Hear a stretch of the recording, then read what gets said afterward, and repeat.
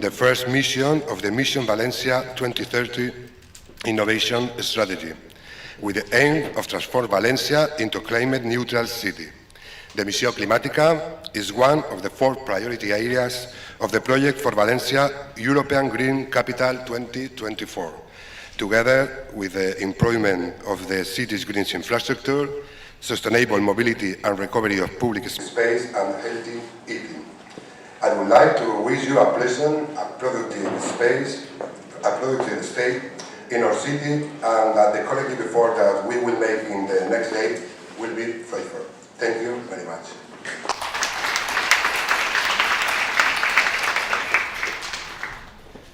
Thank you, Carlos, for being here, and especially for your support to Match Up, because without you, for sure, it would have been a failure, because you have been so supportive to our project that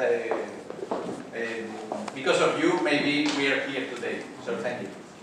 So let's go on presenting the agenda for these 2 days, these intense days.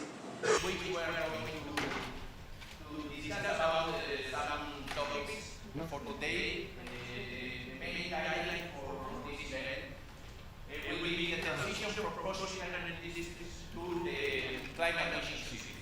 So first we will have a presentation about the document that we have been preparing, the Scalable Cities, the status of European smart cities. Well.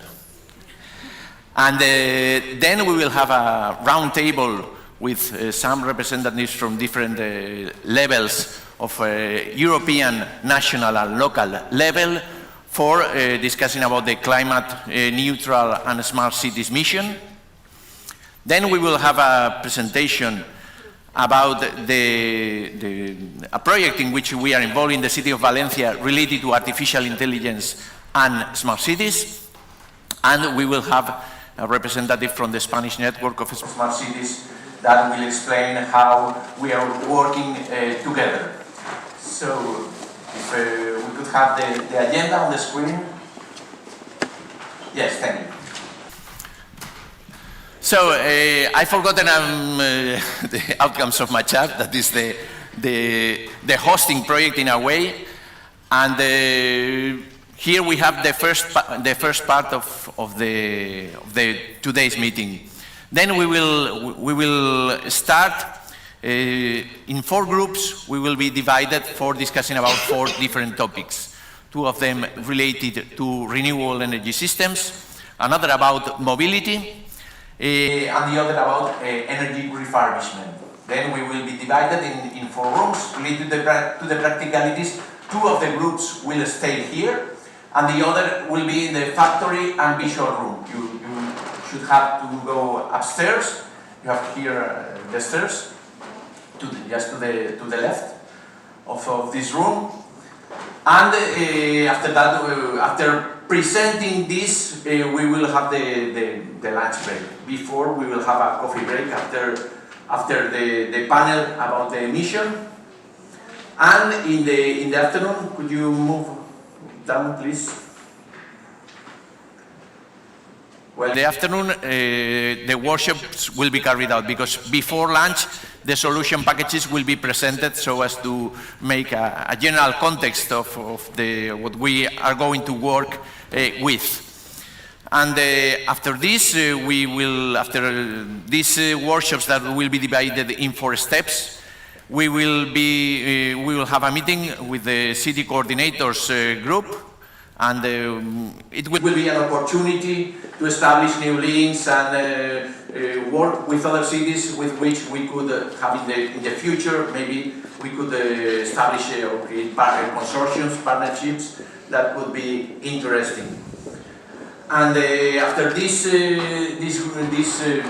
task group meeting, we will enjoy a dinner in a fantastic venue. We are lucky because we will have this dinner in a building whose name is València Events, that comes from the literature. Valencian literature is the beginning of a very well-known piece of art for our literature. And the building, we are lucky because recently the Pritzker Awards, that is in a way the Nobel for Architecture, was delivered to David Chipperfield some weeks ago, and in the building in which we're going to have dinner was designed by him. So it will be a luxury for us to enjoy a dinner in such a wonderful building. And well, for that, the dinner is expected to be held by 8:30. During this gap, within the end of the group meeting and the evening, so feel free to go to the hotels or go to this area, because having a drink in this area is a good opportunity for you. I recommend you to do that. And we will meet anyway by 8:30 in València. So, I wonder if we are prepared to the second day. Well, let's move to the second day, because tomorrow I have to warn you that the meeting will not be held in this venue. So, as you may know, today is here in Las Naves the whole day, but the dinner, obviously. But tomorrow, please could you move down? The second day will be held in Tabacalera building. Tabacalera building is where most of the offices of the municipality are located. It's an industrial. It comes from our industrial heritage. It's been rehabilitated 15 years ago, and now houses most of the offices of the municipality, including the smart city office, by the way. So, please, for those that are coming tomorrow, remember that the first part is the Board of Coordinators meeting. It's not open to everyone.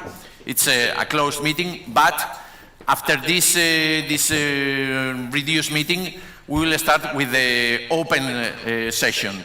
First, we will start with the pitches that will be the outcome of the meetings, the workshops that we are going to hold today. So tomorrow, in 5-minute speeches, the solutions will be presented. And then we will start the study tour. First part will be presented in the press conference room of Tabacalera, and so as to give you information and make it easier to be explained the details on the street, outdoors. But first, the explanation will be made indoors. And then, after the coffee break, we will start this study tour, divided in 2 groups. First group, one of the groups will come with me, and the other with Laurie. And well, here you have the schedule for this. Both groups will visit the same pilots.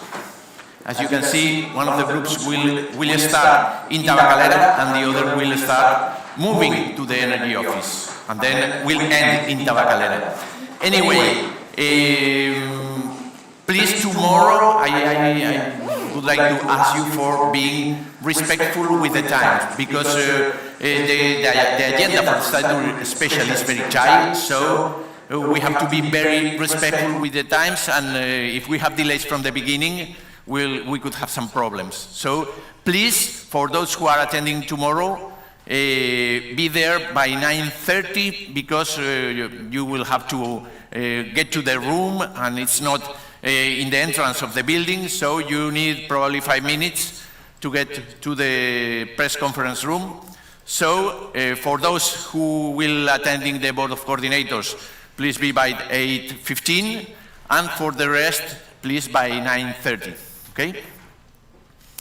So after the study tour, we will meet again in Tabacalera building, and we will have lunch in the press conference rooms, an informal lunch. That's today, that will be here, outdoors, but tomorrow will be indoors, in the press conference room. And after lunch, some panel sessions will be held, related to the different task groups in which Scalable Cities is working with. So monitoring task group, please, could you move down, David?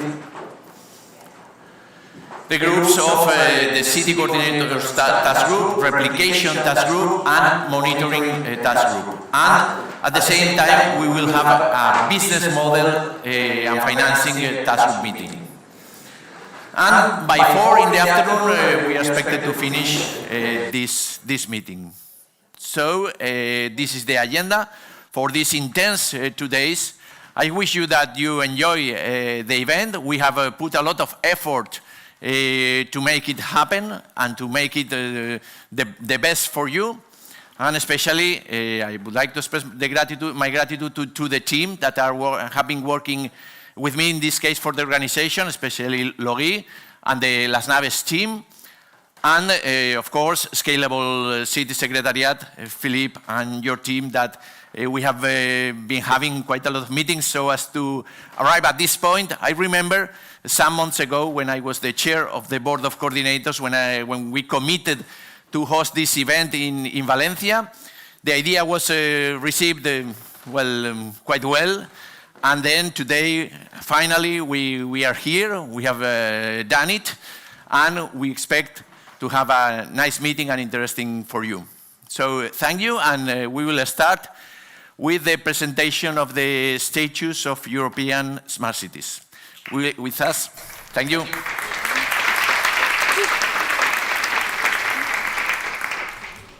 Let me introduce you, Cecilia. You may know her. She is the current chair of the board of coordinators and the coordinator of Making City project. So, Cecilia, please.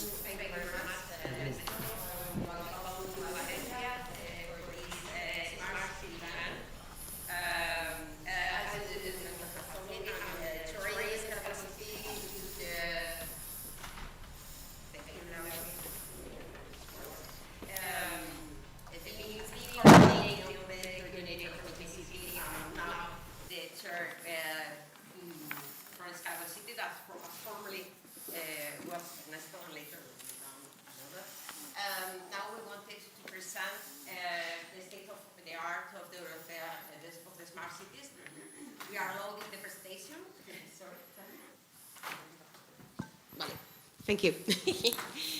So I think you have heard me so perfectly. Meanwhile, we load the presentation. Here with me is Philippe. You know, all of you, Philippe, as sir, present yourself. Yes. Is the mic working? Maybe not. No. Oh. Yes. Yes. No. Yeah. Yes. So. Thank you, Cecilia. So I'm Philippe Philippe Fournard from Scalable Cities. So Scalable Cities, as you probably all know, is a support contract here to support 18 and probably 20 smart cities and communities projects that have been funded by the European Commission during the previous program, Horitzó 2020. We had 18 projects. The first one are already over, and now we are in the 5th or 6th generation of smart cities and communities projects. And those projects have been, in a way, have paved the way to what the Commission is willing to do, meaning the 112 climate neutral and smart cities. So we are here to support coordination, replication, scaling up of solutions, promoting what the Smart Cities and Communities project are doing. And it's why we have decided with the board of coordinators and all the project to make a kind of publication that can summarize what the project have implemented or have realized, have achieved during their life. And the state of European smart cities is here really to try to transfer the knowledge on what have been our best solutions on technical point. So this work that we are about to present, we have, I think, the presentation now. No, still no. It doesn't work. It doesn't work. So, but if you can, we can explain without presentation. Yes. what we have done. Yes. Maybe later you will be able to share, we will be able to share the information with you. And of course, this is a kind of a summary of the work we have done in the publication that all of you will be able to take to deep in detail. So, Veronica, and there. Okay. When we started to work, maybe last year, thinking in the activities we have done in these huge communities of projects, as Philippe has told, we are 18 projects working with many cities, more than 40 lighthouse cities, and also follower ones. We have implemented during these 7 years many solutions that have been successful in the lighthouse cities that could be also scaled up for other cities. So in this study or analysis, we have tried to do what makes a smart city in Europe, what makes our city to be smart and to be prepared for this neutrality for the climate. And in this analysis, we started to think in the causes that have launched for being so interesting in the cities. One could be hello, Veronica. Nice to have you here. No, I'm so sorry. Yeah, as you have created this work, please introduce yourself and the work there. Good morning, everyone. My name is Veronica Serna. I'm so sorry for being late. For some reason, I thought all Spanish start at 10, so I was ahead of time. Sorry about that. We're going to talk with Cecilia about the state of European smart cities. This is the analysis of the projects like Matchup, like Making City, and 18 other ones. We have done the analysis. Maybe the intro. You already, yes, Okay, yeah. Exactly. So a lot of you, the representatives of these projects are here, and many of you that I see also in the seats in front of me have actually contributed quite actively to what we have collected. We have looked at all of the key data of the 18 projects. We have looked at 48 lighthouse cities, 72 fellow cities. They're forming all of the most innovative, most cities at the forefront of all of the smartness in Europe, and they're now going to what Cecilia said, towards climate neutrality. We have looked at several aspects. They have already delivered a lot of results in energy efficiency, in CO2 reduction, in a lot of smart mobility implemented solutions. They have engaged almost 300,000 citizens, and I'm sure there's a lot more in each one of these cities. And now, they have also implemented 550 demonstrators and any kind of high-tech and low-tech solutions. Some of them are still implementing, some of them have ended, or some of them are about to end. And all of this provides a great basis for looking at, we are here in the analysis or all of the data that was until 2022, so we are here in 2023 looking at everything that has been done in all of these pilot projects and what needs to be done so that by 2030 many of these cities have actually formed a part or been accepted to the city's mission, and how do they actually get to 2030? What do they need to do? What are the innovations that are upcoming that are going to be then implemented for the next 8 years, and how can we scale them up? When we first presented this in Barcelona, one of the comments from the cities was, I need not too many innovative, I need practical solutions. I don't need the most forefront innovations. I need the practical solution. I need everything that I can implement and I can actually scale up in my city. So this is what we have looked at. Here are the first results, and we're going to talk about that. Yes, of course. So, thank you, Veronica. So in these solutions that we could scale up, we could start thinking in the environmental that the city has is being created.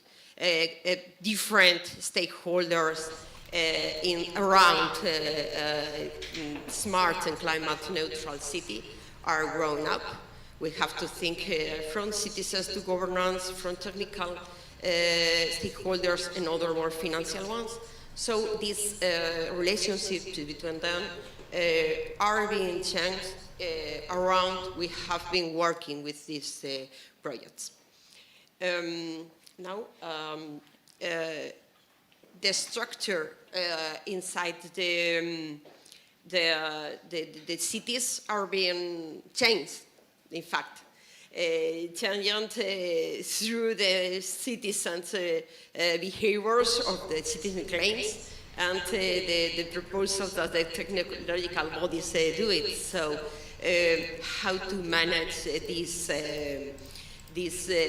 governance aspects have been changed from something more isolated from different departments, that was formerly done, into more articulated departments. And this is something that makes us to change also.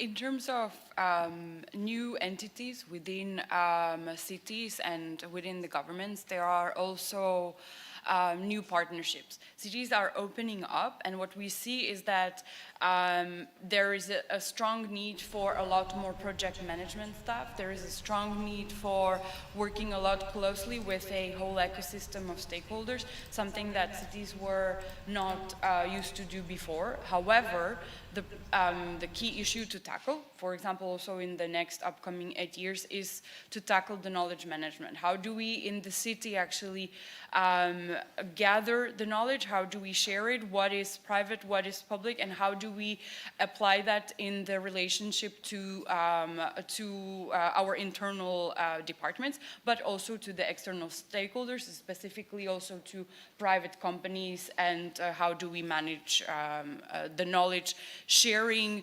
also to other cities. This is how we can, so the departments now work together with different skills inside them, not only more restricted than it was before, and this has been forced these changes. Just one more kind of comment on each one of the slides, and I would like to kind of point out also to this one because we have Valencia mentioned. On each one of the slides we have also notifying each one of the cities and the city implemented solutions that are the ones that are at the forefront of, for example, in this case, the governance. And in this case it would be the mission-inspired organization that was implemented in Valencia. Citizen engagement has been demonstrated that is one of the most relevant aspects that we want or we can work with for transforming our cities. And in the motivation of these citizens, we have also seen the main aspects, how we can involve them not only from technical part, more or the decision part for creating the enthusiasm for this transformation. It's something that works perfectly, how they feel involved in the decisions, how they feel involved in the solutions that they can implement are crucial because finally they will use them. So if they are not involved from the beginning, it will be very difficult. So we have seen that are one part, and how to manage these feelings from the citizens are very important there. Exactly like Cecilia said, a lot of the citizen engagement that is being done within cities is focused on citizen involvement and citizen co-creation of the solutions. What we are also seeing that will need to be managed a bit going forward is any kind of emotions and motivations of the citizens to be incorporated or included in the co-creation of the solution. So social media and the digital space gives us a lot of opportunities, but also a lot more ground to manage citizens online and on the ground. And the power of a small group within a digital space can actually prove to be quite important for a city and for a city organization. So the question then for the next upcoming period would be, how do we actually manage that, and how do we manage all the emotions that come with that? Yeah, thank you. And also one part that has been crucial, or it is being done because it has two paths for going Europe, is the digitalization. Most of the cities have worked with platform, are integrated, are collecting data information, but how to put this information to be useful for the citizen for taking decisions is one of the pending questions to work in the future. So we have many solutions involved, but how to increase this use is one of the most relevant questions. And for what we have identified could be, the next slide shows, the new environmental that appears, that could be energy communities, wherever, are going to need this, or are needing at this moment, these tools created from the youth mark transfer. So it's something that we have to develop, and now it's beyond organizing the things for doing it. That's other questions. Digital twins and blockchain and AI have also great potential. The question, however, then remains on how do we apply that? How do we apply in a city? How do we then tackle questions of GDPR and of privacy issues? And then whether do we actually buy into the hype, or do we use it as a good tool? This is still something that we are going to be looking at, perhaps in the next iteration, and following the development of the industry. And another thing is how our cities are growing, how we organize them in a more sustainable way, of course, for working better and provided less impact to the environment. And also it's something that we have seen that could be, it is being put on the table mainly now forced by the climate neutrality of the cities. That is a crucial point here. Of course, we know that 53 of the cities surveyed are a part of the climate neutral cities mission.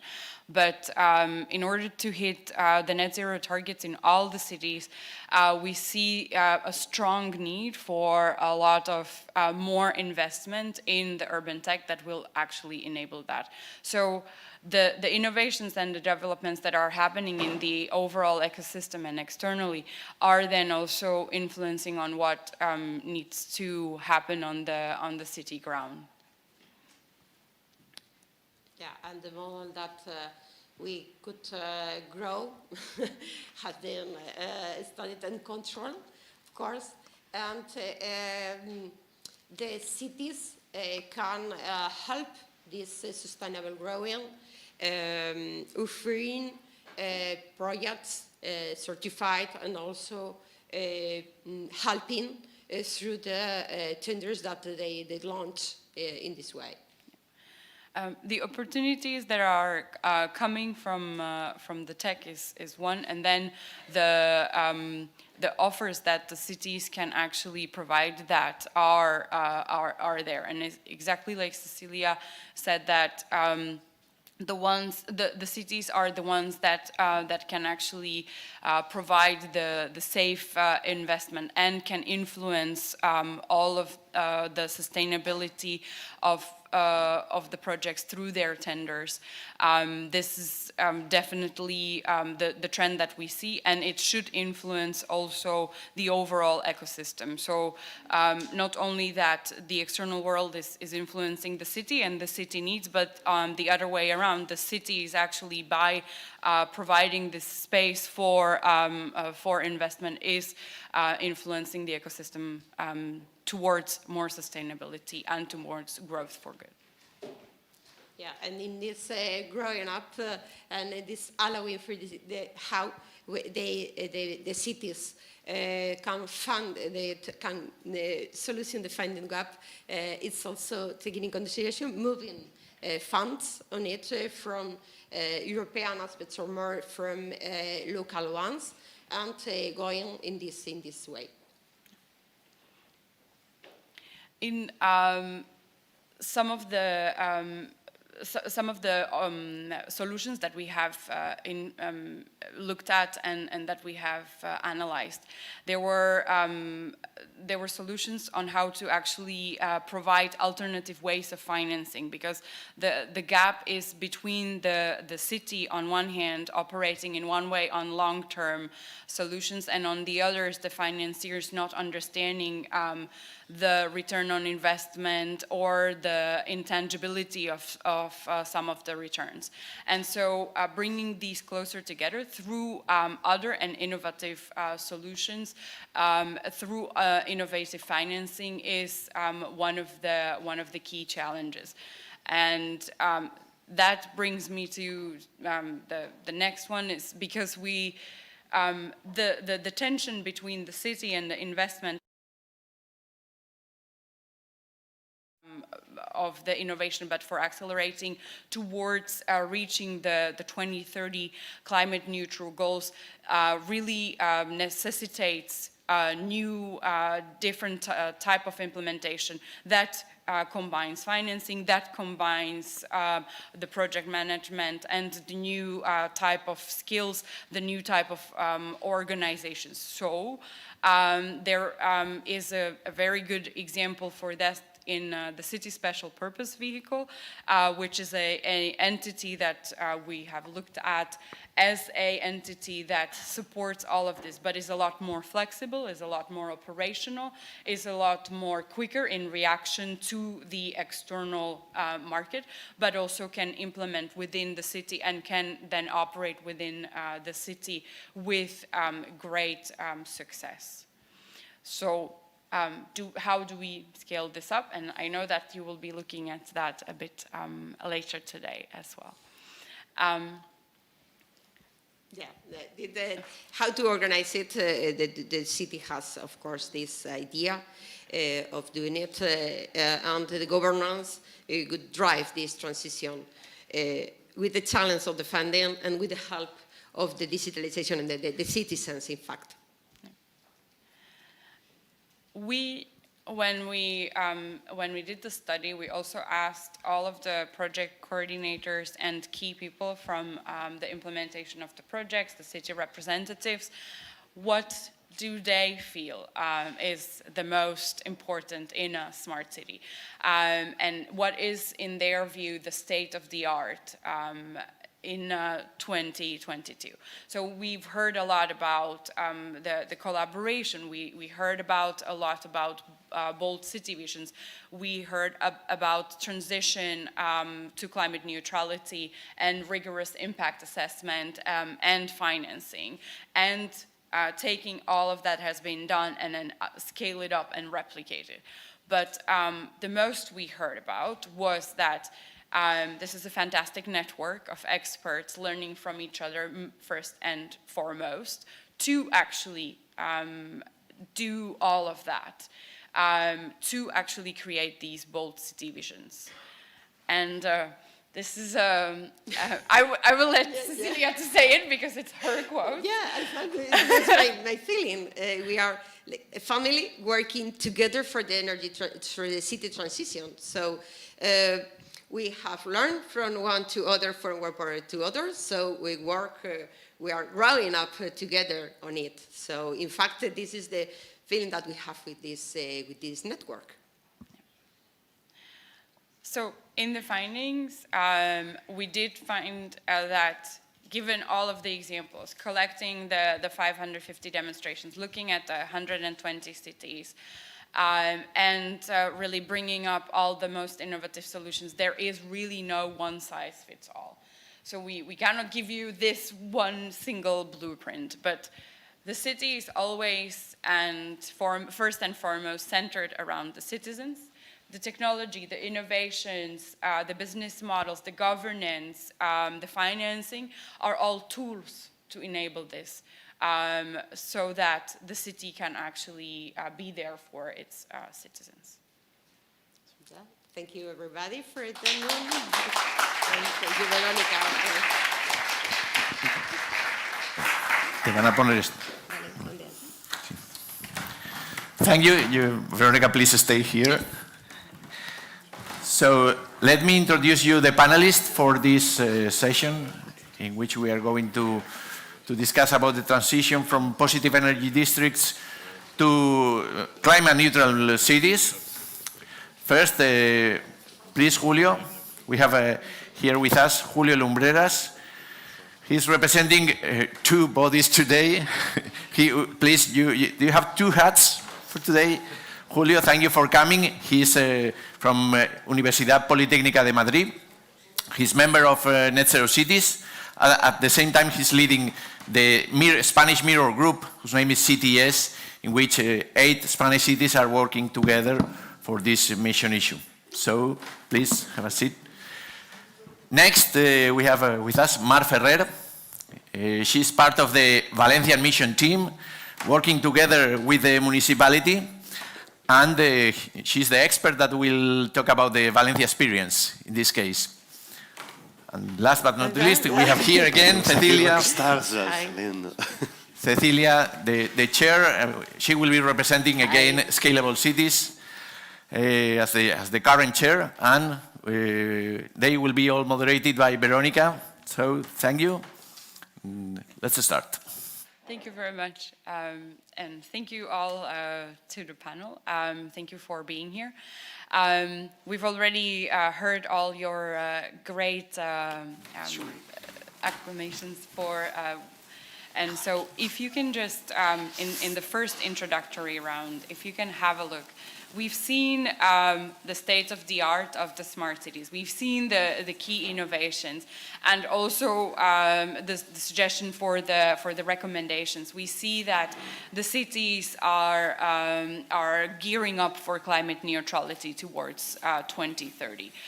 What, in your point of view, is the state of the art or state of the smart city in 2022-2023?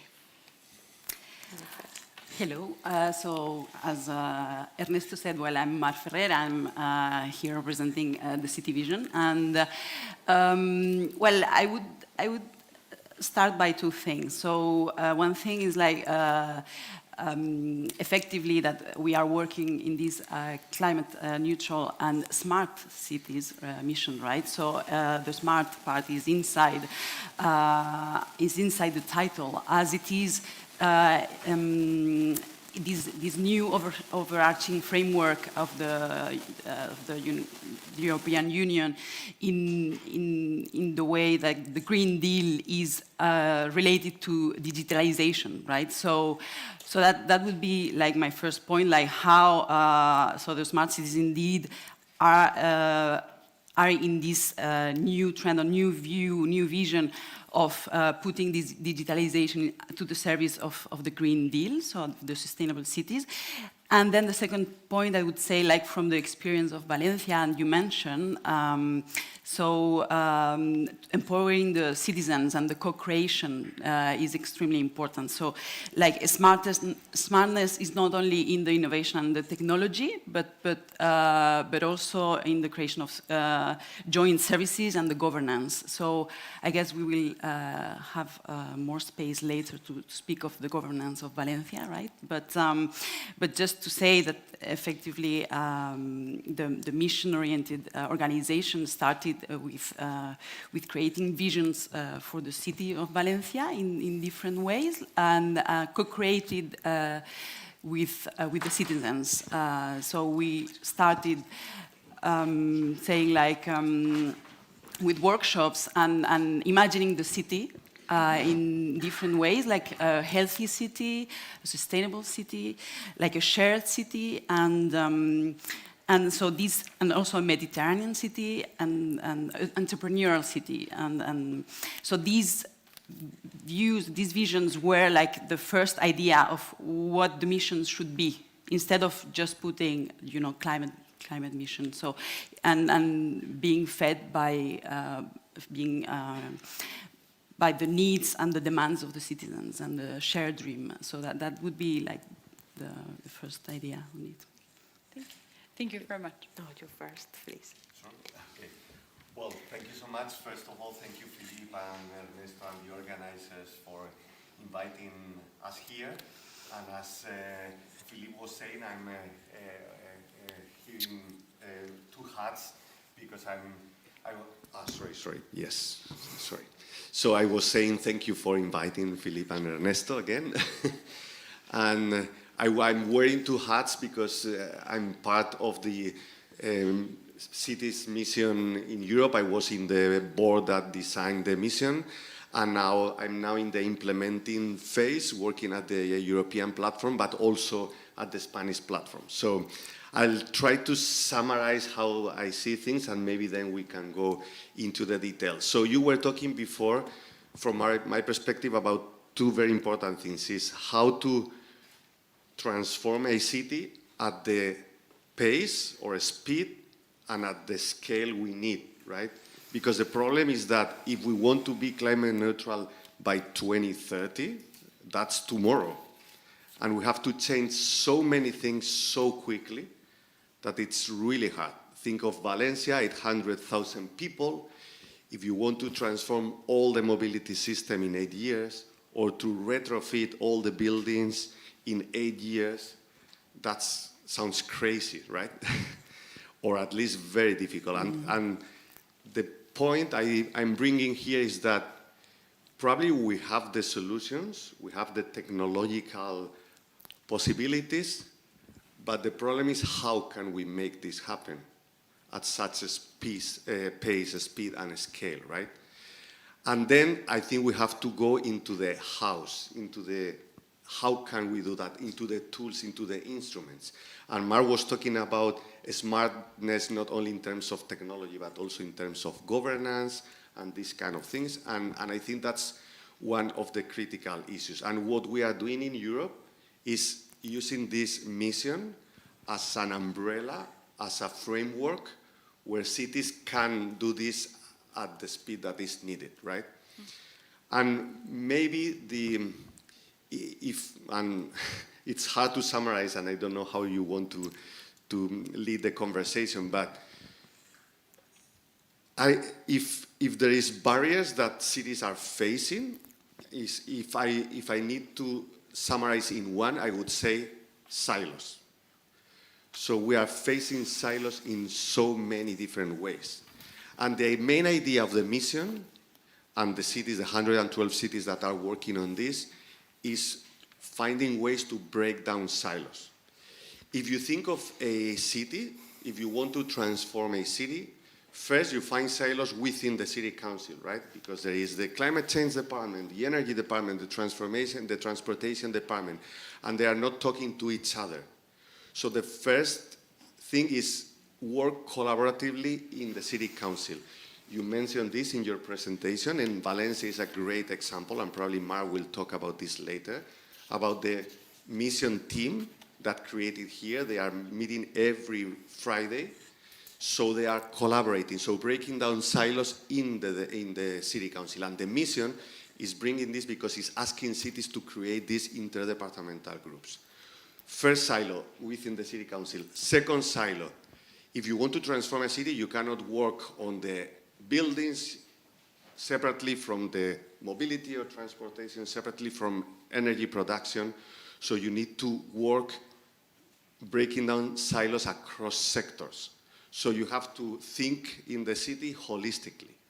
And that's the idea of the mission. So let's try to find a portfolio of actions, activities, projects in the city that are not disconnected. And if you retrofit a building, you think of the environment, you work on nature-based solutions, you also work on mobility, on the use of public space, on citizen participation, so you are not just touching one sector. So that's another silo, the sectors. The third silo is actors. We tend to think that we can work alone, right? And the city council is realizing that they cannot work alone. So if you want to transform a city, you need to engage all stakeholders. You need to promote the participation of private companies, of academia, universities, research centers, citizens through the civil society, through associations, NGOs, and so on and so forth. So you have to break down silos between different actors in the city. And the mission is also asking for that, to bring everyone together and to work collaboratively. And that's if we see the city, right? But when we want to transform transportation, for example, or mobility in a city, we know that we cannot just work within the limits of the city. We have to work regionally. If we want to transform the energy, we have to work with the region as well. And if we want to change this, we have to change legislation. And legislation depends on Spain, in our case, on the member state, on the nation, and depends on Europe. So then you have the other silo of the different levels of the government. And then the mission is proposing the multi-level governance. So work together, the city, with the region, with the member state, and with Europe together to overcome the barriers that cities are facing to scale up all these solutions. So now we have silos within the city, silos, if you will, vertically within the different geographical scope. And there is another silo, which is the silo of working alone the city with all this multi-level governance, but without collaborating with other cities in the same, for example, nation in our case, right? So cities, at least in Spain, and we can talk about this later, they are realizing that to become climate neutral, they cannot compete anymore. They have to collaborate. They have to work together. And it's the only way to gain scale, to attract funding, to overcome some of the legal, fiscal, financial barriers that they are facing. And I can share you later some of the examples on how and where Spanish cities are working together. And it's amazing because when they start collaborating, they can go much faster and with much more confidence, because they realize that working together, they can support each other, they can have a same voice to talk to the government, and they also they lower the risks. And in Spain, and I'll stop now, there are 8 cities, as they said before, that are collaborating, and which is very interesting, is that these 8 cities are led by people from very different political parties. So there are cities from the right, from the left, from the center, So it's not an ideological thing, and working together also by bipartisan, in a bipartisan way, let's say, it's also very, very useful in terms of gaining confidence and moving forward. Thank you. Cecilia. Yeah, from my point of view, or the point of view that have seen in all of these works or projects from the beginning, maybe from me, or formally in 57, I think the question that makes a city smarter, from my point of view, could be how it's able to transform a barrier into a driving force. So in this way, thinking in citizens, we can have somebody that stop us or somebody has forced us to grow up. So how do we move, or how we being able to transfer this could be crucial. So not stopping with the barriers, use them for growing up. So this is something that the behavior of the citizens inside these projects have been changing from the very beginning, and also how we are closer to them and hearing them, and including in our projects questions that they have launched to the city. So if we are able to work for them, they will be involved in all the chain, and we will be able to get this objective in the city. Thank you. We have looked at the state of the European smart cities at 2022. In order to do that, we've really analyzed the 550 demonstrators and looked at a lot of innovations and solutions. There is a lot of best practices there, and there's a lot of lessons learned that we have seen that are stemming from those projects. These cities are then bringing it along on the city's mission, and they're taking it kind of hopefully forward and helping and sharing the knowledge with other cities within the city's mission. What I would like to hear more from you is that what for you is the best lesson learned or best practice that you either in the city or in the project or even in the city's mission that you are doing, and you already started mentioning a couple of those. So from each one of the perspective, can you have a look, and what is it, for example, for the city? What is the best practice that you would say, this is what I'm bringing to the city's mission, and this is absolutely what we need to do for the city's mission?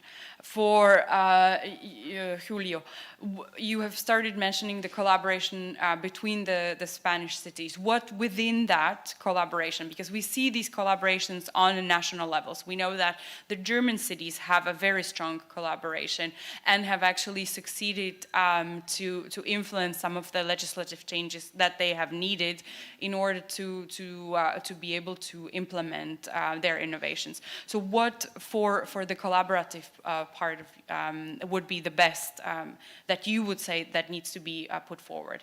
And Cecilia, for you, when you're looking at everything that has been done within the pilot project and within already kind of a almost close project, looking ahead to the new project, where is it, what is it, where is the lesson learned, and what is it that you would say that needs to be brought to really speed up the climate neutrality and speed up all the development towards that?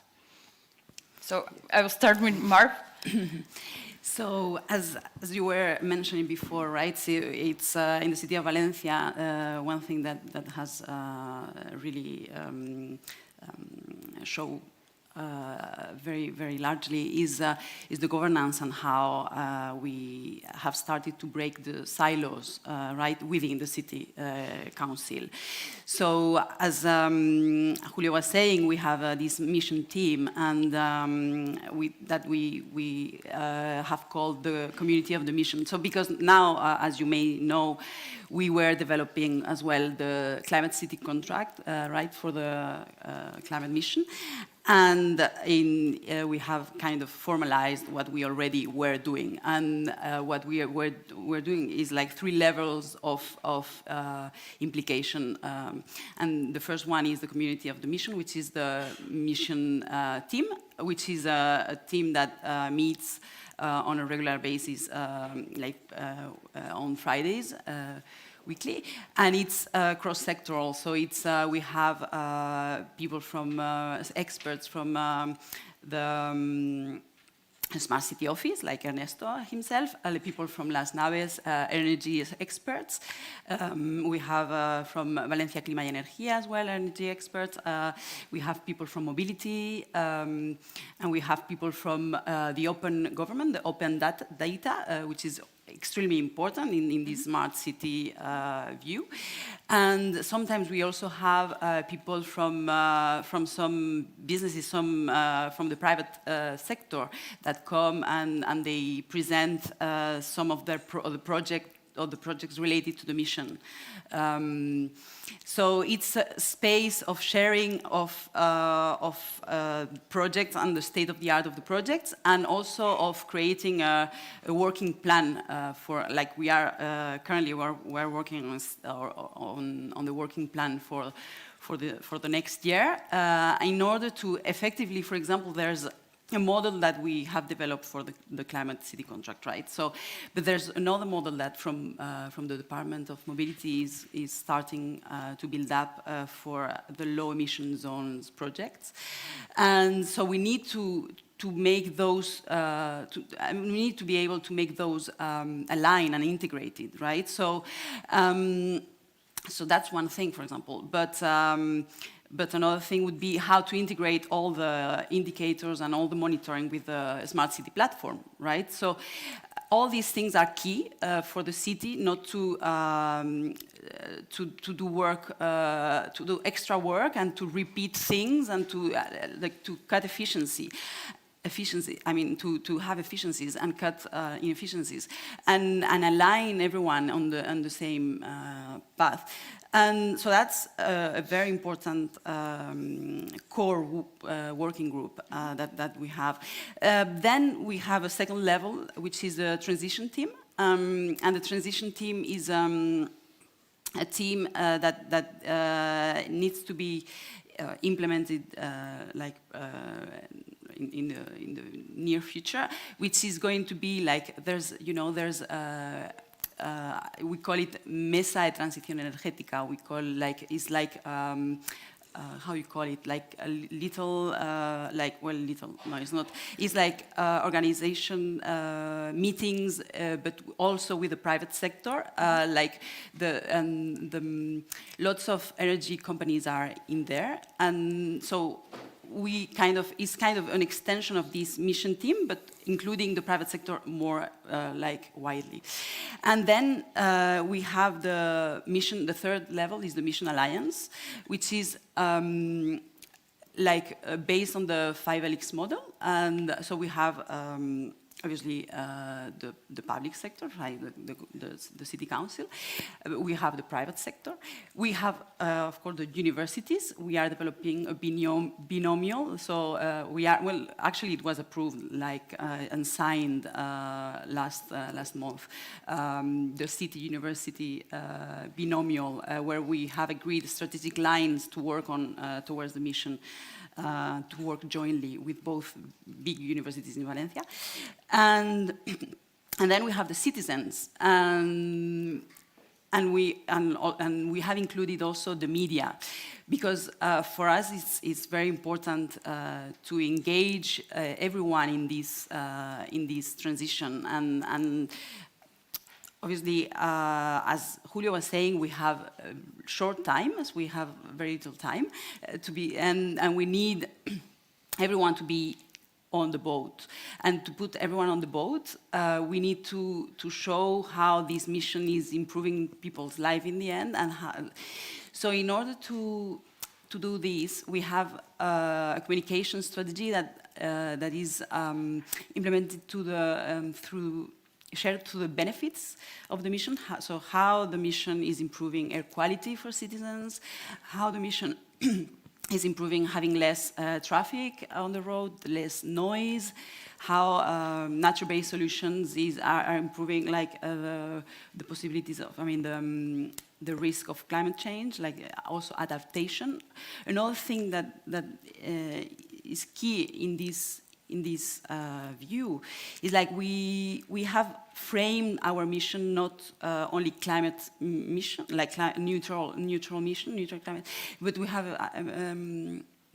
name it as a climate mission, uniting the two missions, like neutrality, but also adaptation to climate change. So this is like the whole, as I say, we have established this governance in 3 levels, and we have included the city in that, all the actors of the city in that project, right, and engage them. So I think that's like a key point from Valencia. Okay, thank you so much. It was very interesting to hear about how you're also involving citizens already directly, how you're looking at the city's mission and how that actually directly influences the citizens. Could you, because I really would like to hear a lot more about lesson learned, could you maybe say something more about, does this work? Does this work with the citizens? Does it have the impact that you want from the citizens? Well, I think we are kind of working on that. So, for example, there's one thing, it's like the biennial forum of this.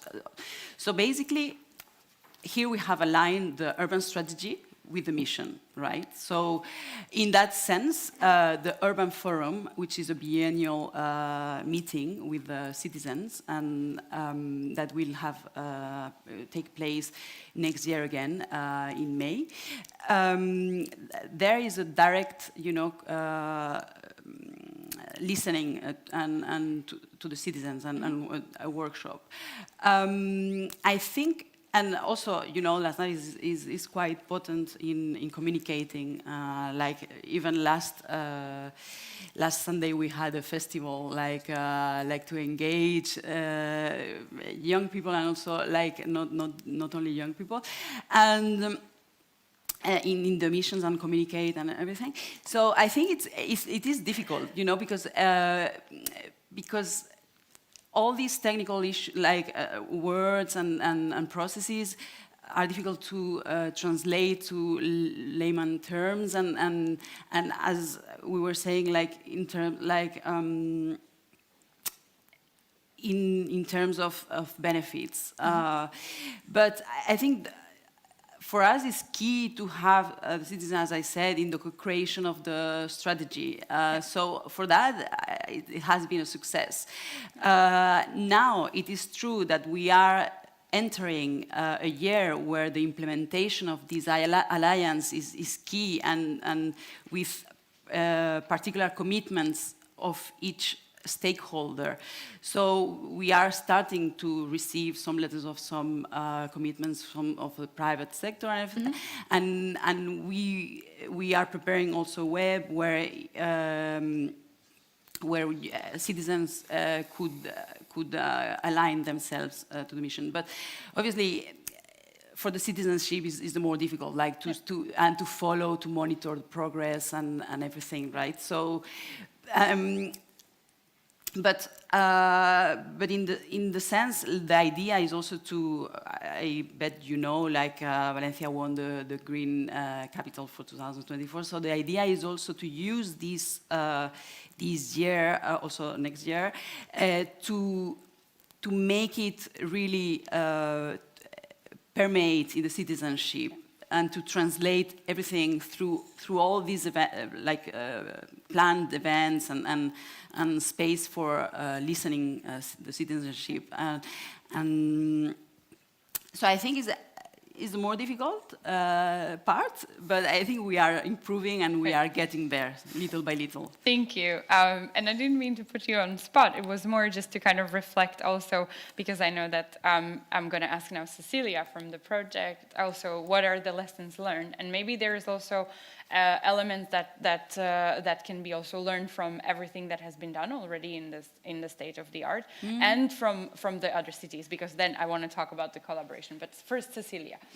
can you please reflect on first the past years also, and what are the lessons learned that you would like to kind of bring forward? Yeah, I think when we think in our interventions or in our solutions for the city, it's a good idea to include in this box of measures some that the citizens firstly claim. Maybe not all of them are linked with our thematic thinking, starting from energy now for climate, but sometimes they have something in their head that want to be implemented. So in these demos that we create, take some solutions that they claim, and start working with them, and also growing the rest of the interventions in the city. Because if you take the citizens for this small part, they will help to the others. So we cannot think in these silos, technical silos. No. See the citizens as another stakeholder. We have the European Commission with our claims, we have the city with our claims, the politician with their claims, but the citizens have another claim. So include this in the portfolio of the actions you are going to implement, and you will get a task force for the group of solutions. So this is what I have to learn. Thank you. That's extremely interesting. And I'm looking at Julia now.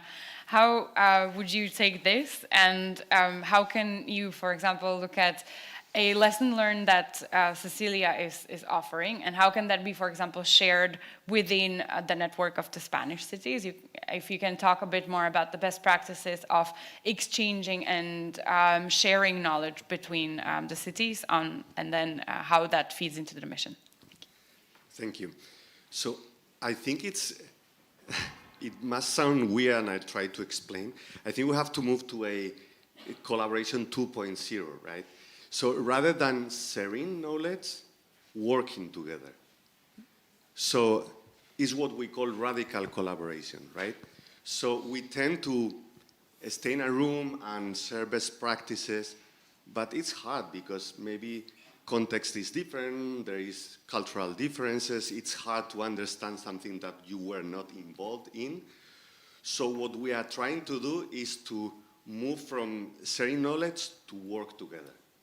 And I'll give you two examples, right, that hopefully will help understanding, because maybe it's not easy. How can cities collaborate in practice, right? So the first idea, the first example is with the climate city contracts that Mara mentioned. So the mission cities have to start the work with developing the climate city contracts, right? And they can do this by themselves, and that's what some cities are doing in Europe, but in Spain, they decided to do this together.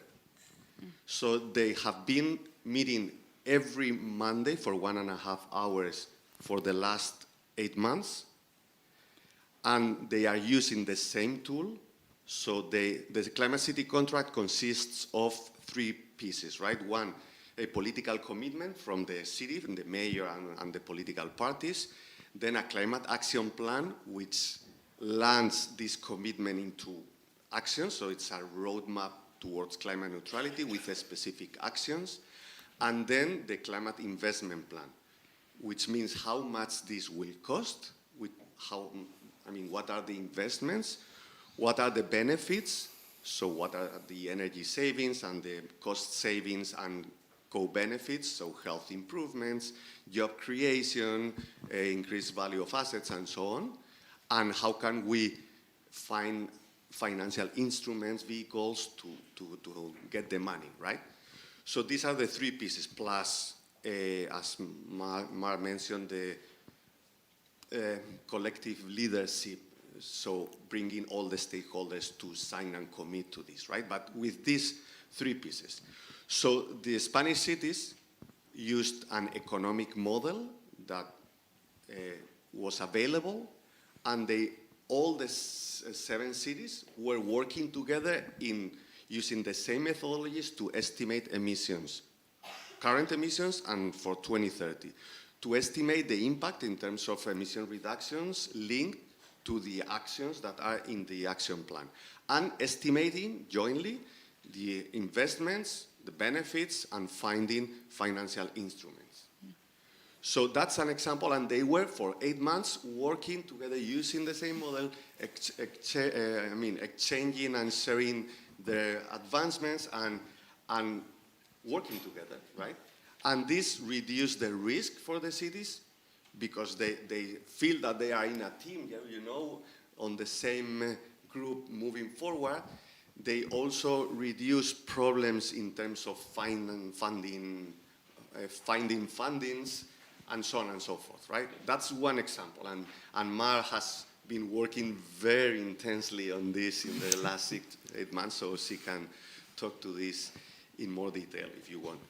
Second example, and I'll start with an anecdote. When the mission started 1 year ago, there was a meeting in Brussels, and it was announced a call for cities to fund projects. It's traditional type of Horizon Europe or Horizon 2020 call.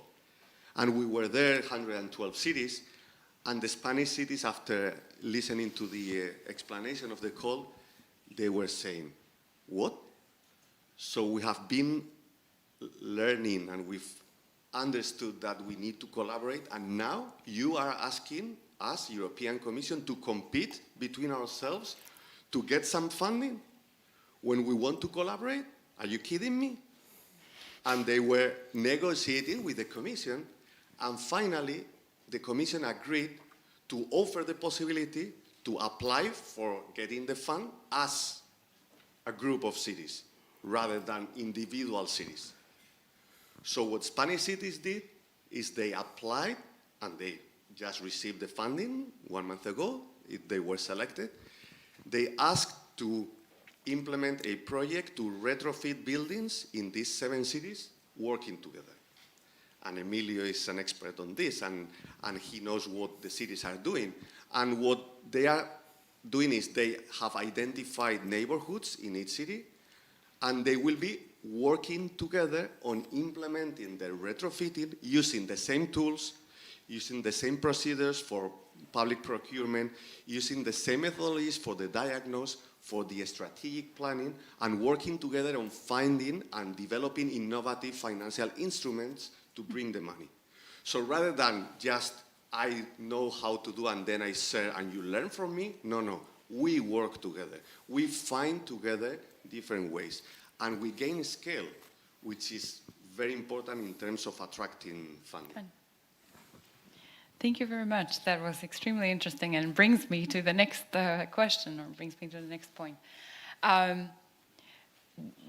These are all the best practices. These are all that has been in the past. Now, we've heard a lot about that we need to accelerate both the innovation, the funding, and enlarge the scale extremely, because, yeah, like you said, 8 years, that's tomorrow. I would almost say that's almost today, because it really cannot come any earlier. What I would like to hear from you is that if you're looking at everything that is there, if you're looking at how the cities in Spain collaborate, what are the most important factors? What are the, however, also what are the problems that hinder scaling up? Because we need to scale, in order to succeed by 2030, we need to scale all these pilot projects enormously through financing, through collaboration, through radical collaboration that you have mentioned, through overcoming barriers. But how can we do that this quickly? What are the key elements on the mission level, on the city level, on the project level? And how can these three levels be brought together to actually be able to do that huge scale up in the next 8 years? And I'm looking at Cecilia first. I'm thinking. you are seeing me thinking about it. How in the frame of the projects? How can we scale up everything that is in the project? Yeah. And what are potential also, if there are any problems and barriers to that scaling up, actually? Yeah. I have seen a transition in the projects, mainly also in the last generation of projects, and for this is coming up. We have been working always with Lighthouse and Fellows, someone is starting, others learning. This step that I have seen lastly in the new generation of involving, unless in a short scale of implementation for those cities that could learn from the lighthouses, starting them a kind of implementation inside the project. I think it's something helpful for growing up, unless they are not starting in a bigger way as the lighthouses, but unless starting something to implement in the real world and facing the problems and learning at the main time or in the same time that the lighthouses learn in a bigger, they implement in a smaller site and learn also from each others, not on the same level or not possible, but less. I think it's interesting way. I have seen it changing from the first generation to the last generation of projects. So starting with something, despite you consider or the city consider that it's not too much, it's something. It's important to start and helps to work the wheel and move the wheel for this road. So I think it has been the most different things and interesting for the cities. Not think in bigger things. Some cities can think about it. Some cities have investment for this, but others could have it for smaller things that are useful also. Mm-hmm. For changing the mind of the citizens or for changing the structures in the city for being prepared. For starting with something, despite you consider it's not too big, it's important. Thank you very much, Cecilia. That was incredibly interesting. Thank you. And I am a big advocate of the multiplier city, so yeah, sorry. Yeah. I'm a bit like, yes, it's a change. It's a change that we have done and helps. Yeah, thank you. When you're hearing this, but also when we're looking at everything that can be done on the city level, and then you're looking at the next 8 years, Tamara, how would you say you need to scale up within the city in the next 8 years? I know you already started working together with the Spanish cities and within the city's mission, but what are the important things that you need to absolutely focus on in the next years, and what are potential barriers? Okay, so as Cecilia was mentioning, so it's very important, the demonstrators, right? So like projects that demonstrate things in order for them to start the working the wheel, because what we realize in this project, in this process of building and modeling for the climate city contract, is that actually the public sector has only certain assets, so is only accountable for 10% around of the financial cost of the whole thing. So what happens? The rest needs to be taken from the citizens, from private sector, from the operators, energy operators, etc. So all these investments need to come from everyone. So the city council can be like an example for them, like a leader in that. But obviously the awareness needs to be shared with everyone, and this is extremely important because and I think something Valencia is really involved as well is in the just transition, because where you put the money is not, the return on investment is not direct to the person who puts the money. So basically you're working on a project that needs a lot of financial input, but you are not receiving all your financial input yourself, but you're working for the planet, right? And for the whole of society. So I think to communicate that is extremely important, and to create this urgency in everyone is extremely important, and to understand this. So effectively the City Council is limited in what it can achieve in terms of funding, right? But it needs to engage the whole system. And then also I think a barrier that is extremely difficult to overcome is like to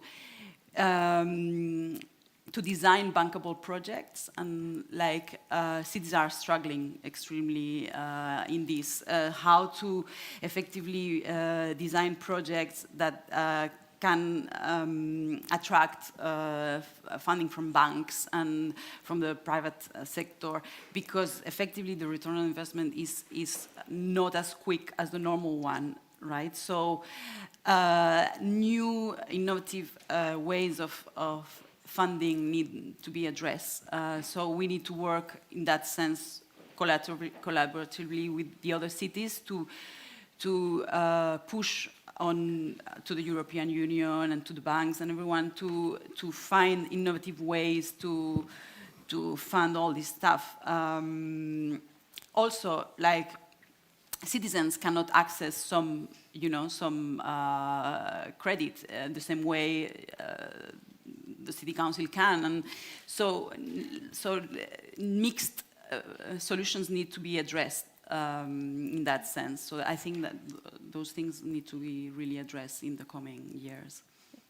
Thank you so much. And just a shameless plug back to the state of the art. We actually have a couple of quite innovative solutions that were implemented in London, Milan. So we can then, of course, share that it is here to be shared with everyone, and to maybe help with new bankable, innovative things.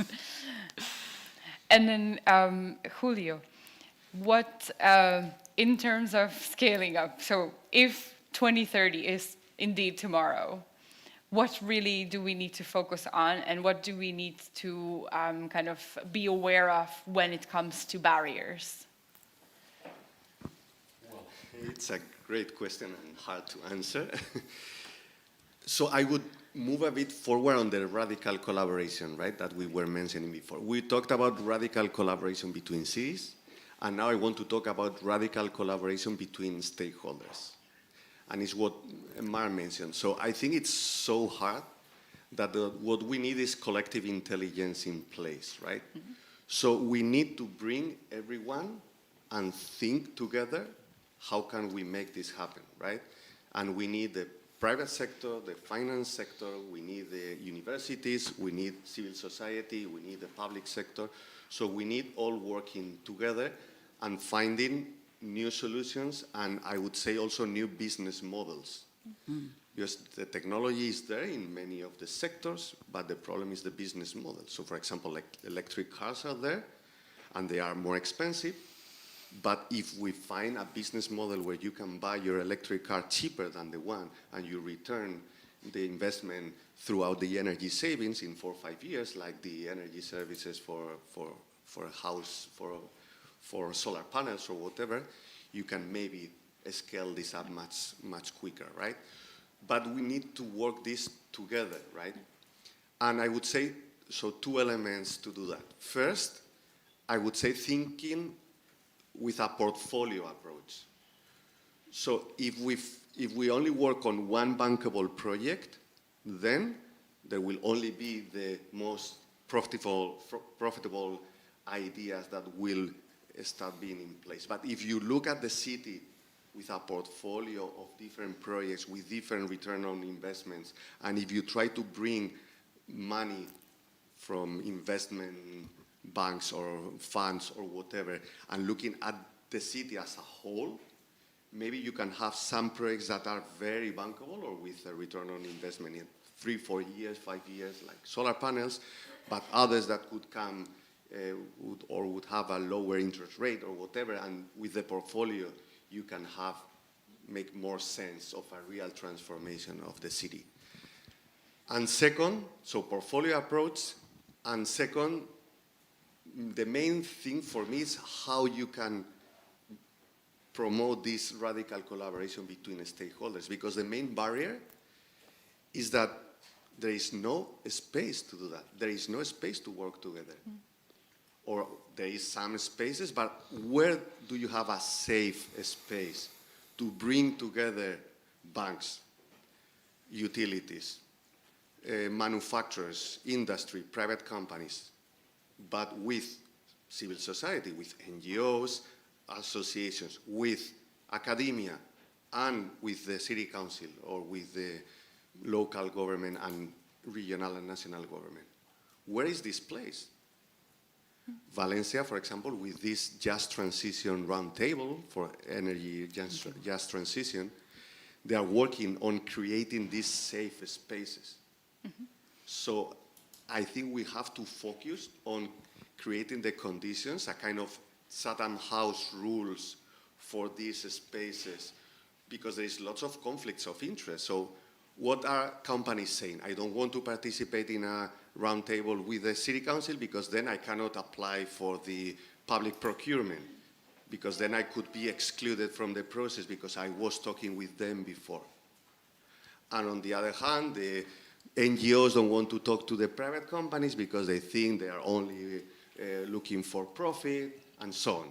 So we have to create these safe spaces, and we need to find neutral actors that can play this role of convening different stakeholders and creating the space.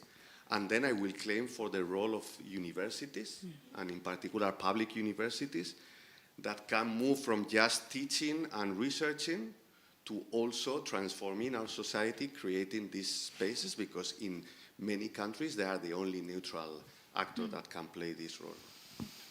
Thank you very much. So I think we're moving from transforming cities to also transforming a whole society and the way universities operate. And we only have 8 years to do so. So I think we better hurry up then. Thank you very much. That was extremely interesting. I'd like to close up with a kind of a more, I would say, artsy, imaginative question. And I'm giving a disclaimer before, so that you can start thinking about it already. Imagine we are now in 2030. Mm-hmm. Yep. All of this has happened, and all of this has already been done, and we are here. What would you say? Did we reach the climate neutral city? Did we achieve everything that we wanted to? What are the lessons learned, and what would you say when you were here in 2030, looking back? So imagine this as a state of the art of 2030, and give a short statement of what that is. What does that look like? What do we have? Would you like to, Cecilia? No lo sé. That you want that to imagine that we have achieved all that we have in mind? I will leave that up to you, whether we have achieved it or not, and what have we learned along the way. So something like that. Okay. I can imagine that during this time, I can believe, maybe I could believe, that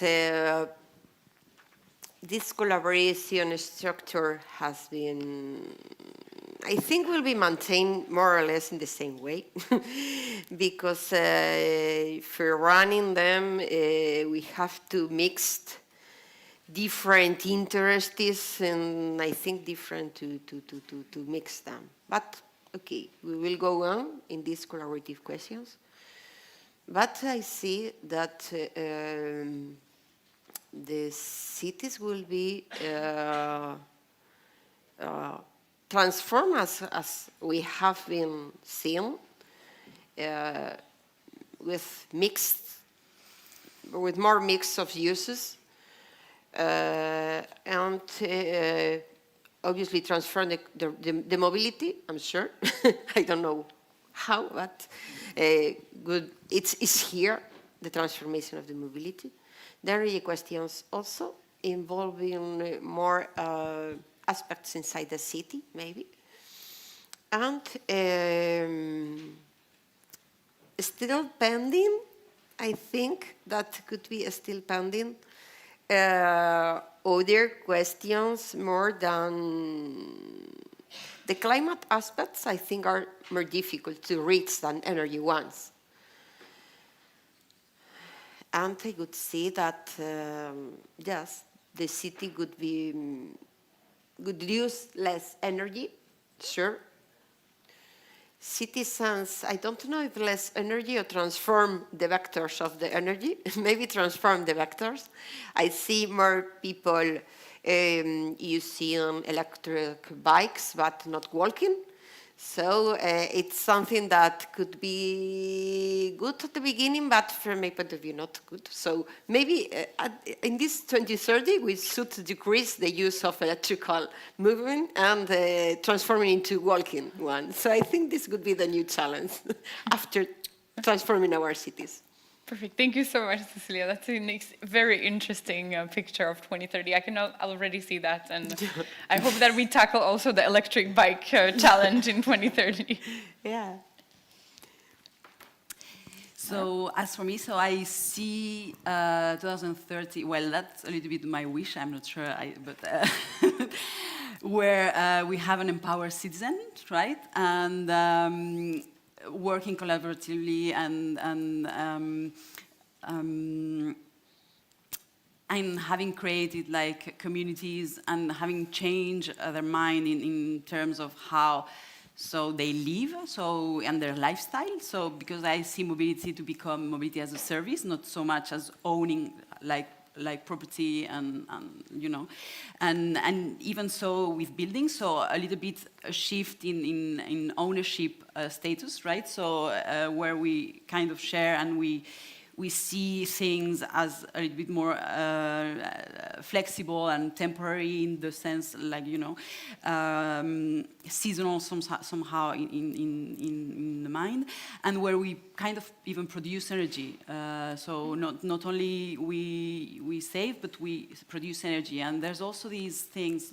So I think the big line here is like not to have this crisis as an opportunity to become better, right? So because when you retrofit a building, you are not only saving money through energy and everything, but you are improving comfort. So you're having a better life. So you're improving your quality of life, indeed. So I like very much this new trend of actually regenerative processes, and where you not only kind of try to solve the process, but you try to regenerate new things. So it's as it was starting. So it's a positive energy. So it's you are bringing more than what it's needed.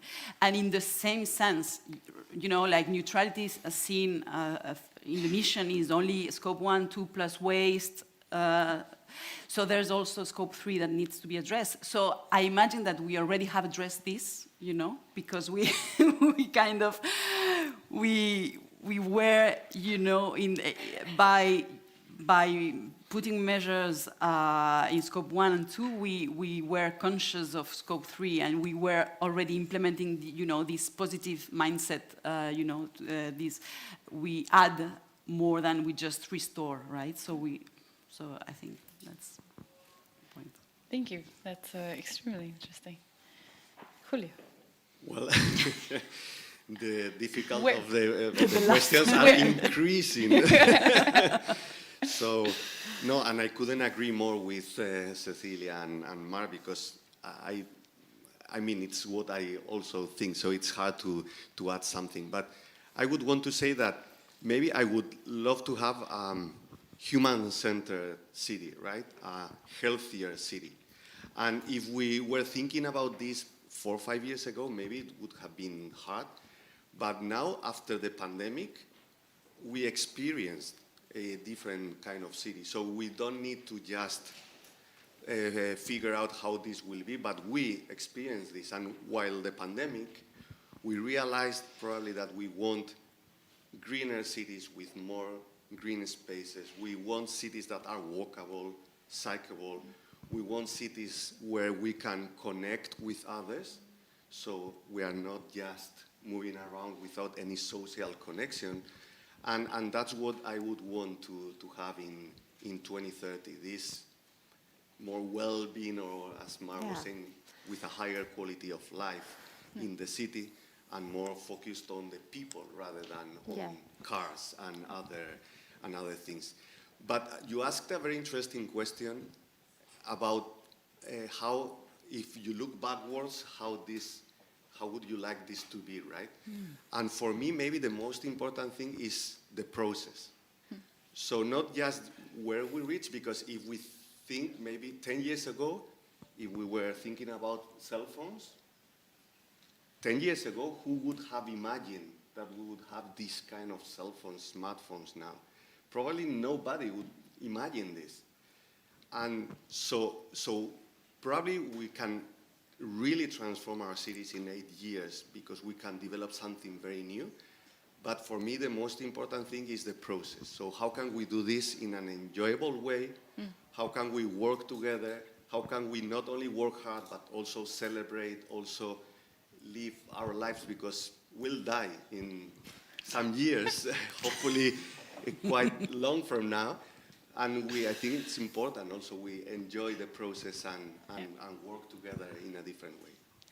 Thank you very much, and thank you so much for all the interesting insights. I really like to hear about how we actually need to overcome the barriers, and how we need to start small, even with small little changes, so that we can actually get to where we are heading to by 2030, and how the radical collaboration is hopefully going to be implemented across stakeholders within a city, across the city silos, but also across cities and across all of Europe, so that we can all live in a better city together, in a more human and healthier city by 2030. Thank you so much. I think it's time for a coffee. Thank you very much to the panel. Thank you. Thank you, Cecilia, Mar, Julio, Veronica, for this amazing panel. And now it's time, as you have said, to enjoy our coffee break outdoors. I would like to ask you, please, to be respectful with the time, because we have a tight agenda. So I know that most of you want to talk to each other, but the lunch break will be longer. But now we have only 15 minutes. So let's go outdoors. Thank you.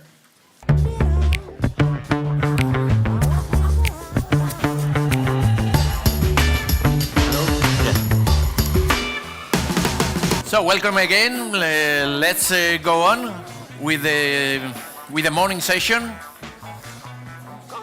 Please take your seats. And now we are going to move on, and we are going to discuss about Matchup project.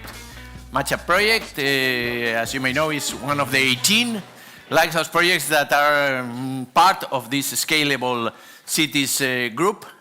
And for me, it's a great thing to be here presenting Matchup project, in which I have been working last 5 years. And here I would like to highlight one of the main strengths, if it's not the main strength of the project, that is the team. Here we have part of the team. Initially we were going to have 5 people here, but for 20 minutes, 5 people at the end would be too much. And we have with us Lori. Lori is the coordinator, in fact, of Matchup. She's working with me in the coordination of Matchup from Las Naves perspective. So Valencia and Las Naves, as you know, are working together in quite a lot of projects. In this case, Matchup is one of them. And apart from Lori, we have with us Neşe Skandir from the city of Antalya, one of our lighthouse cities in Turkey, and Tania Molteni from Università Bocconi from Milano. She is the work package leader of business models and financing. Well, it's only as the big picture of Matchup, we have 3 lighthouse cities, Valencia, Dresden in Germany, and Antalya in Turkey, and 4 follower cities, Kerava in Finland, Skopje, the capital city of North Macedonia, Ostend in Belgium, and Herzliya in Israel. So during these 20 minutes, they will try to summarize some things about Matchup. So, Lori, the floor is yours. Thank you very much, Ernesto, and welcome back to the second part of the day. We're very pleased to have you today in Las Naves and Tabacalera tomorrow. We'll be your host for the 2 days, so we're very pleased to welcome you in Valencia. And as Ernesto mentioned, the Matchup project is the Lighthouse City project co-funded by the Horizon 2020 program, which is a huge project with 28 partners for 8 different countries. We've got 3 lighthouse cities from Valencia, Dresden, and Antalya. We've got today Antalya with us. We've got 4 follower cities. Unfortunately, we should have the follower city of Ostend that couldn't be here today because he is feeling unwell, but we'll be able maybe to see him tomorrow. And we've got this project is starting in 2017 in October and will finalize this year in September. The project is focusing on 4 different areas, the energy one, the mobility, and the ICT solution. There are 148 different solutions that have been implemented in the 3 different lighthouse cities throughout the project. And all the pilots that has been developed are putting the citizenship at the heart of the solution. So all the participation with citizenship is key for the pilot to be developed. Regarding the replication plan, we've got today some of our colleagues from Cartif that are the work package leader on this.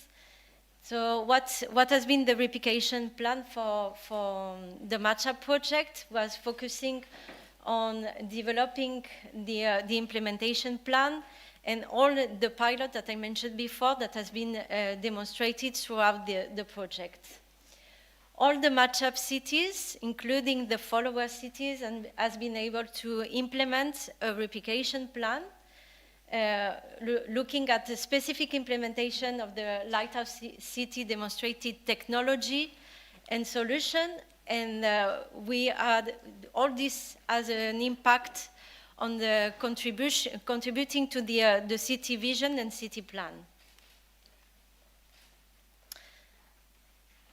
Looking at the methodology that has been developed throughout this project, we've got the first part is linked to among the demand sides, so looking at the city needs, and the other part is looking at the supply side. So all looking at the different technology in the different area that we mentioned, the energy, the ICT, and the mobility one.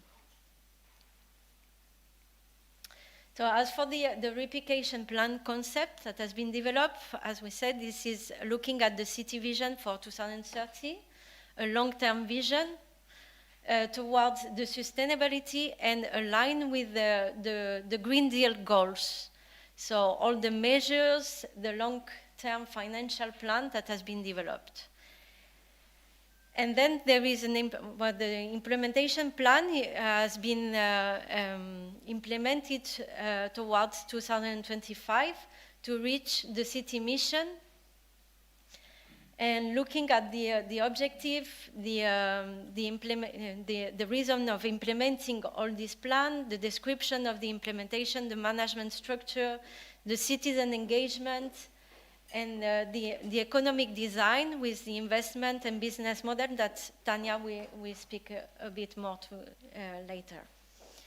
Yeah, and also the risk and risk mitigation measures that has been developed. So all the structure of the plan, of the smart city strategic plan was the vision, the strategic, the smart city strategic objective, financial plan, city demand, and city side, supply side characterization. So now Tanya, which is also a work package leader on business model, we speak a bit more about this. Yes, thank you very much for this opportunity. So I will start saying something about the main approach that we adopted in the project to consider business models. So we started from, first of all, defining an evaluation framework which focus on the main elements that form a business model. And we combined, we analyzed several approaches available in the literature, in other projects, and we included in this framework some traditional elements of business model analysis, but we also added some blocks that are more characteristic to smart city solutions, such, for example, the specific role of the city government in the business model, the contextual factor of the city, which regard the policy, the governance approach, and so on, and also, as you can see, the right block, the stakeholder engagement that was emphasized also in the panel this morning as a very important pillar. And finally, also the blocks related to the social and environmental costs and benefits, because in smart city business models, the value is not only, let's say, private one and financial one, but it's also a more public value, social value that goes on to the communities, to the environment. And through the discussions with the partners, it was decided since the beginning of the project to analyze the business models at bundle level. So let's say considering packages of solutions that interlinked among them deliver services to the city, and that are also interlinked by a financing and a business model approach. So here you can see the main action bundles that have been identified in the project in the three pillars. They range from actions regarding the construction of buildings or retrofitting, the implementation of renewable energy at a urban scale, or, for example, in the mobility, they refer to multimodality, or the introduction of electric vehicles for the public and private sector. In the ICT, the leverage of the open data for new business, or the use of the urban platforms. So these are the main pillars and action that have been tested and monitored and analyzed within the project. Through the analysis of all the action bundles, we have also given attention, as I mentioned, to the social and environmental benefits. And here you can see, for example, the results about the rating of the benefits that can be obtained from the energy action bundles. So the main areas that regard the benefits regard the reduction of energy consumption, the reduction of GHG emission, the improvement of city services, and increased access to services. So for each pillar, the main areas of benefit were highlighted and identified. From the analysis of the approaches adopted by the cities in the project, we try to define archetypes, so general models of business that characterize all these approaches. And we focus on three main dimensions that, in our view, characterize the approach. These were the funding approach, the asset ownership, and the responsibility of operations. And this model consider how different actors, public and private, collaborate in these three main elements of business models. And the variety of approaches that emerged show, for example, that there are completely city-led approaches where the city government plays a prominent role across all the dimensions, to a more private center role where the private actors are more visible and active. And if we analyze the archetypes by typology of action on the graph, we can see that in some sector there was a more diffuse approach of city-centered approaches, and in other typologies of actions there were more mixed ones. This was the starting point to support the cities in the development of their long-term financial plan and investment plans that Laurie was telling about. So all the lighthouse and follower cities developed a replication plan that had a long-term financial plan and specific investment plans for each package of solution to be replicated. And we supported them through a questionnaire that, let's say, provided the city with a structure to analyze the key points of these two planning documents in order to define their approach. And for example, if we look at the sustainable financial plan for each package of solution to be replicated, this exercise was useful in order to identify, again, the role of the city government, the cost structure and the revenue stream that characterize the solution to be replicated. There was a mapping of the possible funding sources and a selection of the possible financing schemes that could be adopted for the replication. And then, consistently with the approach that I was telling you about, the definition of the asset ownership and the operations.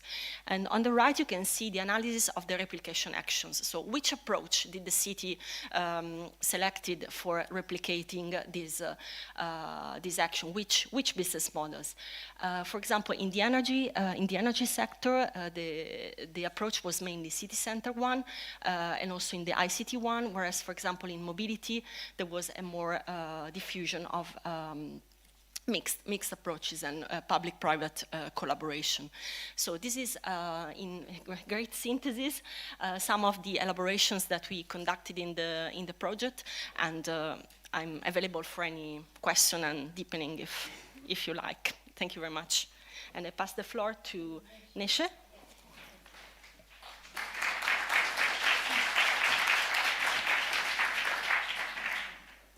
Thank you. I'm Neşe from Antalya Metropolitan Municipality. We have a lot of actions in Matchup project, but I would like to focus about our replications actions in Matchup. Solar power plants for agriculture, we started to for energy to irrigating agriculture, because Antalya has a climate that is good for agriculture, and fifth of the Turkey's fruit and vegetable exports, and more than 30,000 of its greenhouse areas in this region. On the picture, our Dağbeli solar power plants for agriculture, it is implemented in 2019, and we are monitoring this central scope of Matchup project. Then we see this is very useful for our farmers and agriculture. So we started to implement new solar power plants, energy central from the sun. Sülekler and Bahçeyaka started to produce electricity for the farmers. The Bahçeyaka is just commissioned last week, started to use for citizens. Our replications, actions about the smart systems, which are smart sensors, smart building controlling system, LED lighting system. You see the left picture is from the main metropolitan municipality building. We integrated smart sensors and controlling system in this building. Also, this is the first building to produce electricity and storage to electricity in Turkey. This is first building. And the other systems, the public lightings and LED lighting systems. Also, we are implement to smart home systems in our demo site in Kepes Central area. Now we installed 5,534 house, but we would like to expand to this house to use smart home systems. So for e-vehicles, we started to use e-motorbikes, e-scooters, and e-buses. We would like to completely change our e-fleet to e-fleet. So we are trying to do this in our strategic plans of the municipality. Lastly, this is my last slide. Thank you for listening to me. If you need more details, you can contact with us. Thank you.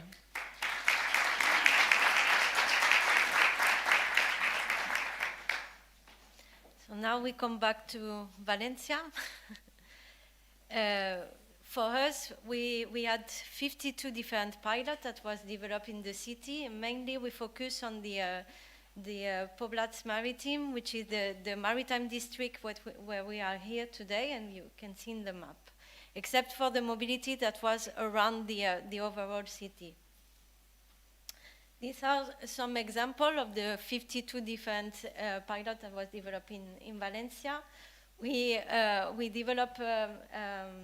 install some smart meters in the houses that has been retrofitted in the district to be able to measure the electricity, the temperature, the humidity, and also we've got one of our local partner which is here today from ETRA. So if you had any question, they can explain how the sensor is working.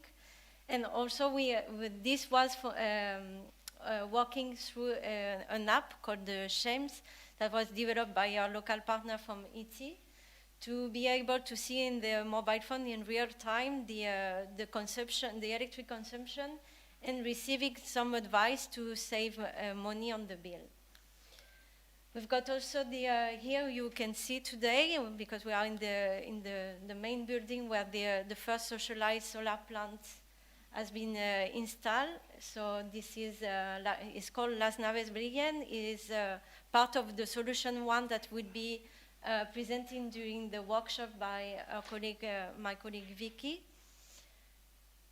And then we've got the Cavanial Municipal Market, where solar pergola and also the air conditioning has been installed.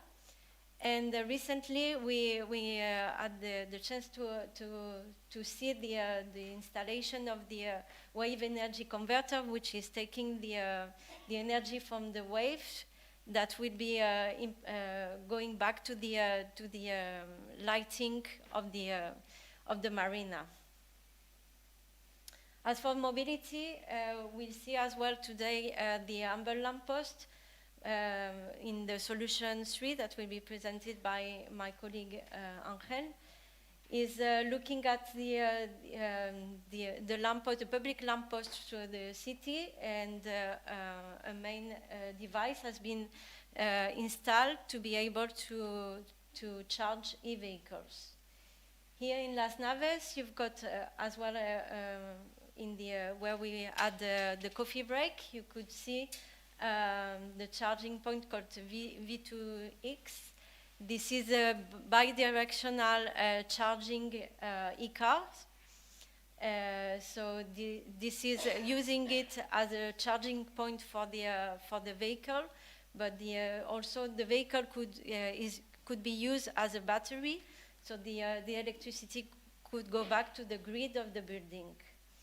Then we've got the e-bike pass for people with low mobility or elderly people. So this is a very good project. We had a good good success because it is helping, well, promoting the RC mobility and giving the opportunity to some people who are not able to be so much mobile to go back to the experience of going on a ride in bicycle. In the district, we also had the last mile logistic, which is also an e-bikes where people could get from the local neighborhood shop to their house, free delivery from these bikes. And also we had here in the in 2021 the first transfer fair, which was called the Transfera, where we had some of our colleagues from ETRA who were presenting the panel, multimodal panel. So where you can see in real time, 5 of them has been implemented in the district, in the city, sorry. And this, you can see in real time the opportunity when you can get the bus or the bicycle nearby. So what we have been developing through the project is looking at what key action could be replicated. So we'd like to show you a video where we are going to see some of the action that was made through the project. Thank you.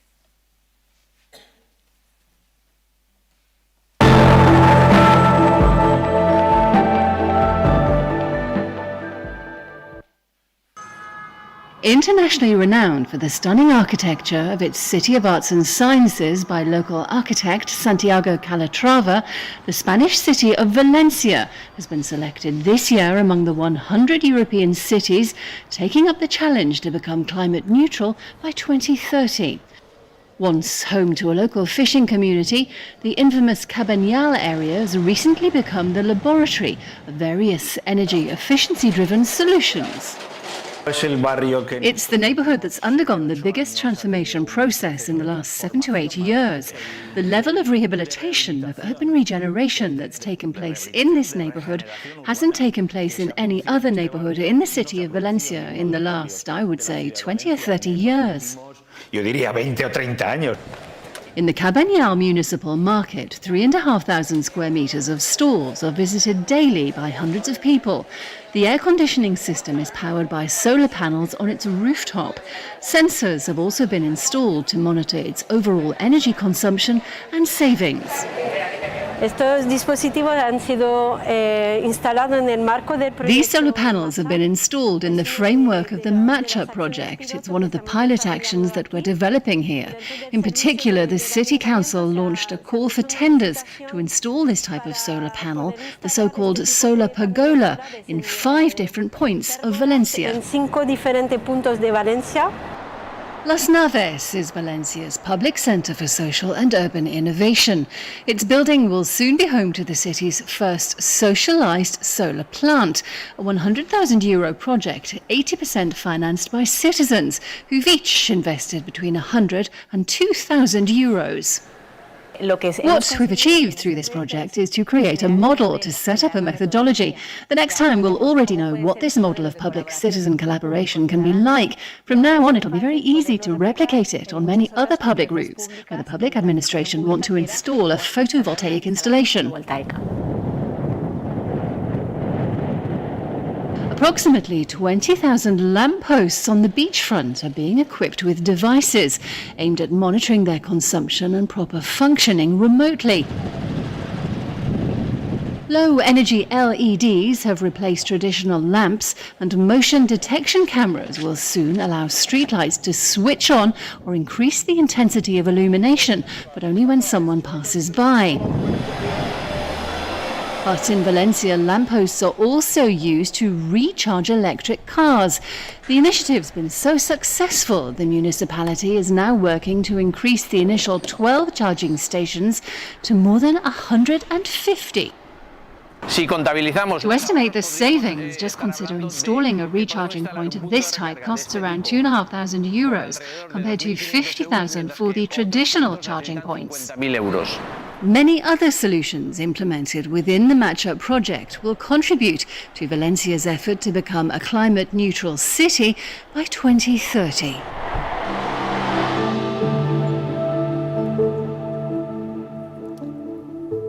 That's it for us. If you are staying until tomorrow, you will have the chance to see also inside. We had the site visit, so you can see even more. So I encourage you to stay longer. Thank you very much.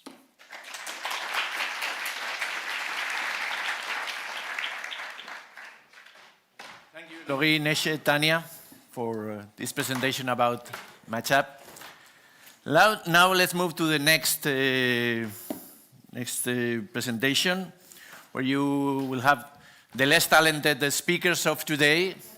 So I'm afraid that it's me who is going to present this project that is focused on artificial intelligence applied to smart cities. So if you can play the presentation for the TEF, please. Well, here you have the partners, not yet, here. You have the partners that belong to the South Supernode. I will talk about briefly this, by the way. The timekeeper, could you be the timekeeper now? Or maybe I will try to control myself. Well, first I would like to explain you what's a TEF, because maybe you have heard about what's that. It's a test and experimentation facility. So it's a combination of both a physical and virtual facility. So in this case, we will host this facility in the marina area, very close to the dinner place of today. So I will show you where we are expecting to have our TEF. In this case, it's based on high-level testing and experimenting issues related to artificial intelligence. So we will try to test solutions that so far have been tested in laboratories but not in the real world. So we will try to do this translation from virtuality to reality. So in our case, the Sitcom AI project is based on 3 supernodes. We will have 3 supernodes in Europe for artificial intelligence. One will be the Nordic supernode with the main C in Copenhagen that will provide services to Denmark, Sweden, and Finland. There are some cities involved in the project, for example, Tampere. In Sweden, we have Rice Institute. And Denmark, who in a way is coordinating the whole project, the 3 supernodes. We have the city of Copenhagen, as I have said before. And it will be focused mainly in power issues, so in energy aspects. Apart from that, we have the central supernode with the main C in Brussels, but with other Cs in other cities, Mechelen, and for example, in Belgium. But apart from that, they will be providing services to the Netherlands, Luxembourg, and France. And last but not least, we have the South Supernode with the C in Valencia. The city selected in Spain was Valencia. And we will have partners in Italy, Poland, and Germany. So I think that we are good at artificial intelligence, but not in geography. Because having Germany and Poland in the south of Europe, I think it could be, at least I have some doubts about this. Well, so maybe if we we rotate 25 degrees the map of Europe, maybe we could have them in the south, but it's difficult. So anyway, we will be focused in the connect topic that is, generally speaking, smart cities. So smart cities, and mainly focused in the climate mission. As we have been discussing in the previous panel, we are orienting most of our policies to the climate mission. So we are checking public innovative procurement, but focused on the climate mission. We are delivering awards, subventions, but focused on the climate mission. And in our case, our TEF, our facility for testing, will be focused on a smart city project, but related to the mission. And in the central node will be focused in mobility, but it doesn't mean that we are not going to check energy and mobility issues. So we are going to try to deal with all these different topics. So we, in this case, are ambitious. And here we have the partners that belong to the South Upper Node. Most of the partners are located in Valencia surroundings. Valencia, Las Naves, the two main public universities in Valencia, UPV and UV, and two technological companies that are very powerful in our region, so Nunsis and S2, that is mainly focused on cybersecurity.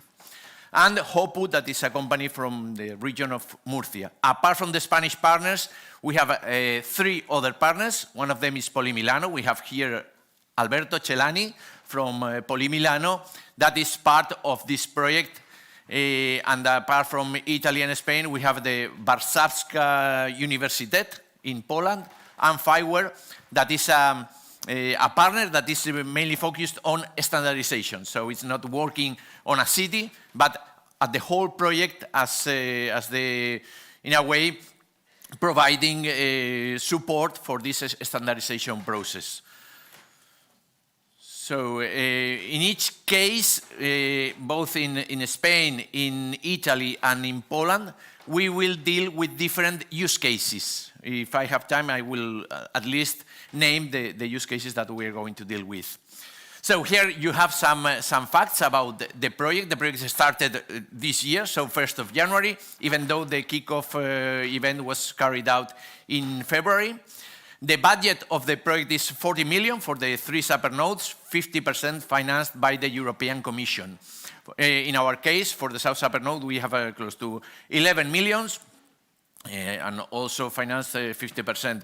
So it's a very complex project with 36 partners from 11 different countries. You can imagine that it will be quite difficult to manage. And the context, this project belongs to the Digital European Program, in which for this program, artificial intelligence is a crucial engine for this transformation. Initially, there were 3 objectives related to artificial intelligence, that is infrastructure deployment of cloud services, deployment of chapter of data, so first infrastructure, second data, and finally the deployment of thefts, and we belong to this 3rd objective. The scope, as I have said before, we will define some use cases related to sustainable mobility and transportation, energy efficiency, waste management, circularity, nature-based solutions. So solutions that will collaborate for improving the environment, improving and protecting the environment, and finally, with a very relevant component in citizen participation. So we expect to have some benefits. First, to keep the city leadership, in our case in Valencia, in smart city projects, but also to attract talent, because we in both public universities we have a lot of talent, and first we want to attract, at least to keep, and then in a second stage to attract from other countries to here. Obviously, improving the innovation ecosystem that so far we have a very powerful ecosystem in terms of innovation, as we have seen before in the mission panel, and improving the quality of life. That is, at the end of the day, our main objective, and it's also related to the climate mission. And as an additional benefit, we expect to have an urban lab. In our case, the project, as I have said before, will be carried out in the marina. That is our living lab, in which we are trying to test and create a kind of sandbox for testing the different solutions that we are going to carry out. In this project, I would like to highlight that, to finish with, is not closed to the partners, to the 36 partners. In fact, this TEF or these TEFs are trying to be open for other partners. So we offer these services of the TEF to other cities, to even to other countries, companies, whatever, because we will be a kind of recipient for testing these solutions. So in a first stage, we have offered our services to the Spanish network of smart cities that we are going to discuss about just in the next presentation, and obviously to other stakeholders that could be interested in. In fact, one of the first tasks that we are carrying out is to identify all the stakeholders that could be interested in this. So we are open to receive your requests because this project will be funded for 5 years. But after these 5 years, we expect to have a kind of business model for the sustainability of this facility. And I think that's all from my side, adapted to the time, so thank you. Thank you. During these 10 minutes, I have not been the matchup coordinator, I have been the TEF South Upper Node coordinator, and now, coming back to my first role, I would like to introduce you my friend Daniel. Daniel, he's the technical secretary of this network, and he's going to highlight the relevance of working together. I think that is a good example of collaboration within cities, and I think that it's in a way scalable to other countries, because it's successful. For me, it's a pleasure to belong to this network and actively collaborate with that. So, Daniel, the floor is yours. Hello everybody. Thank you. I'm Daniel Vega, head of Smart City at FEM, that is the Spanish Federation of Municipalities, and also I'm the technical secretary of the Spanish network of Smart City that is called RESI, which is presided at this moment by the mayor of Logroño, Mr. Pablo Hermoso de Mendoza González. Thank you to the city of Valencia, especially to our colleague, Ernesto Faubelt, for the opportunity to take part in this European event and inviting us. Thank you so much. Well,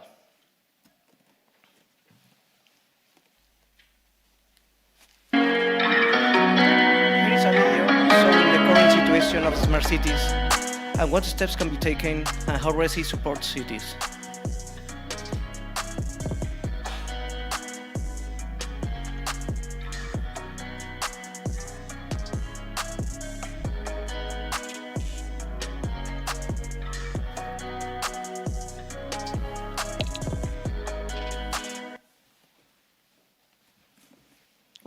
The Spanish network of Smart City, RESI, is a network composed by the main cities in Spain with more than 50,000 inhabitants and 35 smaller cities. It was born in 2011 as an open network to share best practice in common areas, especially technology, digital transformation of the public services, but also in other areas like economy, social services, and innovation.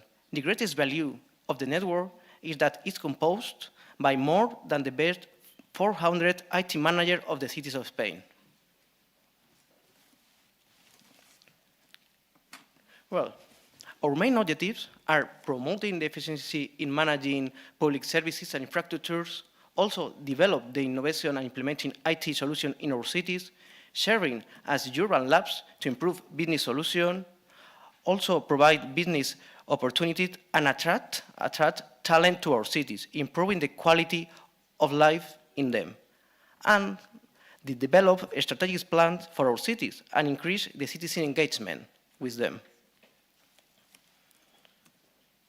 It's important for us the impact of the network.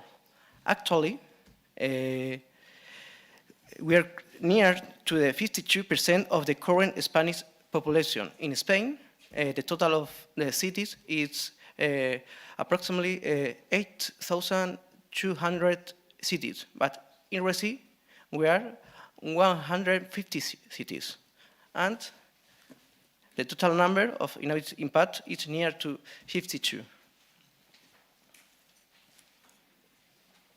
We followed the national strategy for the Spanish digital agenda in 2013. After that, the national plan for smart cities, and actually the smart territories plan, and the newly present Spanish digital agenda for 2025. The main objectives for this 5-year plan are broadband infrastructure, 5G infrastructure, cybersecurity, public administration digitalization, promotion, the data economy, very important data economy, digital rights. Now, in RESI, we arranged in 4 working groups. The actual challenge of our cities well represented in the thematic each one of the groups. The first group is dedicated to the government of the smart cities, social innovation, and data economy. Again, data is very important for us. The smart city governance is about the definition of strategies and implementation the smart cities, open data, and its strategic local data. By social innovation, we define all kinds of technological improvement related to public services provided by municipalities, like health, education, security, culture, and other topics. At the last, the smart economy is composed by data economy, smart labs, employment, and mass tourism. As you know, tourism is very important sector in Spain. Our second group is dedicated to the sustainability of our cities and in infrastructure. And for example, we work in a big topic like energy, environment, and all relation with mobility. We think that the mobility is very important this time. We have a lot of autonomous vehicle projects, low emission zones, electric vehicles, but the last but not the least is implementing the United Nations Sustainable Development Objectives. The third group is dedicated to the digital transformation and artificial intelligence. The thematic of this group includes electronic administration, a smart city platform, interoperability, artificial intelligence, and it's important to show that Valencia is leading this group. Always Valencia is helping us to grow as network. And it's very important for us have some people that with knowledge that help everybody. The last group, the fourth group, is a group for the smaller cities, dedicated mainly to a scale-down best project of other groups for the cities and exchanging best practice with them.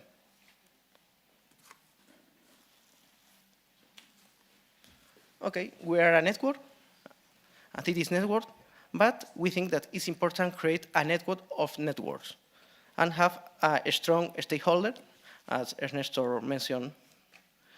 And we have several connections with other Spanish networks, like Innovation Network, it's called Red Impulso, also in tourism, the network of tourism destination, but also the Urban Initiatives Network and other international organizations or networks like DigiConnect, Eurocity, OASC. And also we have a strong relation with the International Telecommunication Union. We collaborate very easily with the Spanish institutions like the Ministry of Economic Affairs and Digital Transformation, and also with all the universities that is working in digital transformation.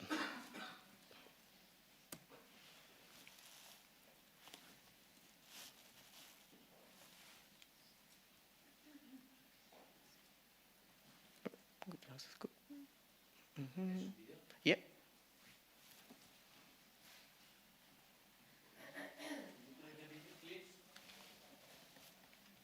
Now we saw a video summary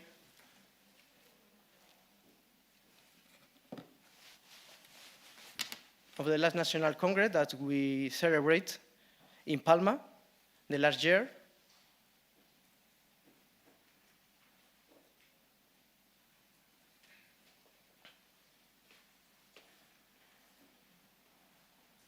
I promise you a video.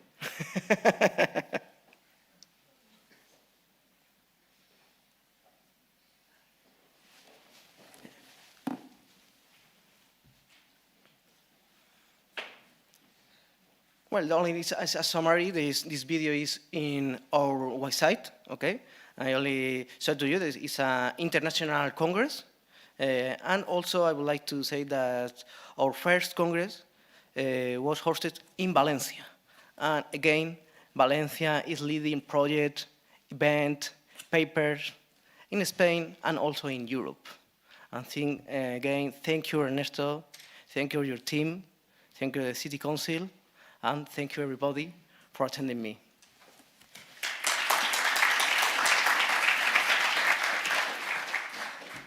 Thank you, Daniel, for this interesting presentation about what we are doing in the Spanish network of smart cities. And then to finish with the first part of the day, we are going to start with the presentations of the solutions. Now, Philippe, if you want to introduce that, please. Yeah, I will introduce the session. In fact, we are inviting you this afternoon to play a game which is not to share knowledge, as it was mentioned by Julio this morning, but to try to work together to collectively design what could be the pathway for scaling up our solutions. So I have a bad news for you. I'm not the one between you and the lunch. There's still other presentations to join, but I can promise that we will do it very rapidly. So in a nutshell, I will present the methodology that we designed with Emilio. Emilio, you can join me on stage because you, with Moe and Rachel, if Rachel or Moe, you can join on the stage, that would be great. And also I would like to invite the solution package owners to join the stage. So Catherine from Groningen, if you can join, great. Victoria, Hanrel, and also Carlos. I think Carlos is not very far from, no. Oh, yes, that's Emilio or Carlos, okay. So I will go rapidly in the methodology, if I can. So, the idea for us is to really work on scaling up our solutions. We have been in pilot. Now we would like to see what are the conditions, what are the pathways to scale up the solution at the level of the city. We will work this afternoon on that, and with one assumption is that we need to mobilize climate finance to do so. And in climate finance, we do not only mean banks, investment funds, but also, as it has been stressed this morning, household, companies, citizens, and whatever sources of revenue and financing you can steer to implement your solutions. We will have 4 solution package sessions with 2 moderators. One is a technical owner of the solution, and the second one is an expert on business model and financing to steer and help the group to work on how to scale up the solutions. So we will work on the 4 solutions you have that will be presented by sooner. We will work on a canvas. Don't be afraid about the canvas. It seems big, but in fact it's very light. We only have 8 building blocks. I will not go into the building blocks, of course, of the canvas, otherwise you won't it. So I think it's more important to just highlight that you will have access to this canvas with simplified questions. And the game will be, of course, to fill in all the building blocks. We have 4 stages. Stage 1 will be to looking back, because the presentation will be given. We will need to go back and to see what has been the barriers, what has been the obstacle, what could be the reasoning to scale up. The idea is not to go deeper into the limitation of the pilot, but into the limitation we have to scale up the solution, which is slightly different. Second one is to work on the value proposition using the canvas, of course, at scale, again. What could be the value proposition at scale at the level of the city? Then we still go forward. We try to design the road for implementation, which means really thinking about what could be the innovative financing schemes we can deploy at scale? And is there some particular delivery vehicles to implement the solution at scale? And there's a bang at the end, which should be fun because you will have to prepare a 5-minute pitch summarizing the outcome of the workshop. So I will hand over to Rachel or Moi to present the terminology we are going to use in 5 minutes so that we all know what kind of words or definition we employ this afternoon. Rachel? No, Moi, sorry. Hello everyone, thank you very much. My name is Mahadessa Maktabi Fard from the French branch of R2M Solution. I'm here today with my colleague Rachel, and we are the work package number 6, exploitation and business model leader at Making City project. So at the moment I will just go very briefly through innovative financing schemes and delivery vehicles terminology. Sorry, Philip, is this? Okay, thank you. So here you can see the overall framework of financial toolbox. This structure is coming from a deliverable that we have written within work package number 6. It will be public in November of this year on the Making City website.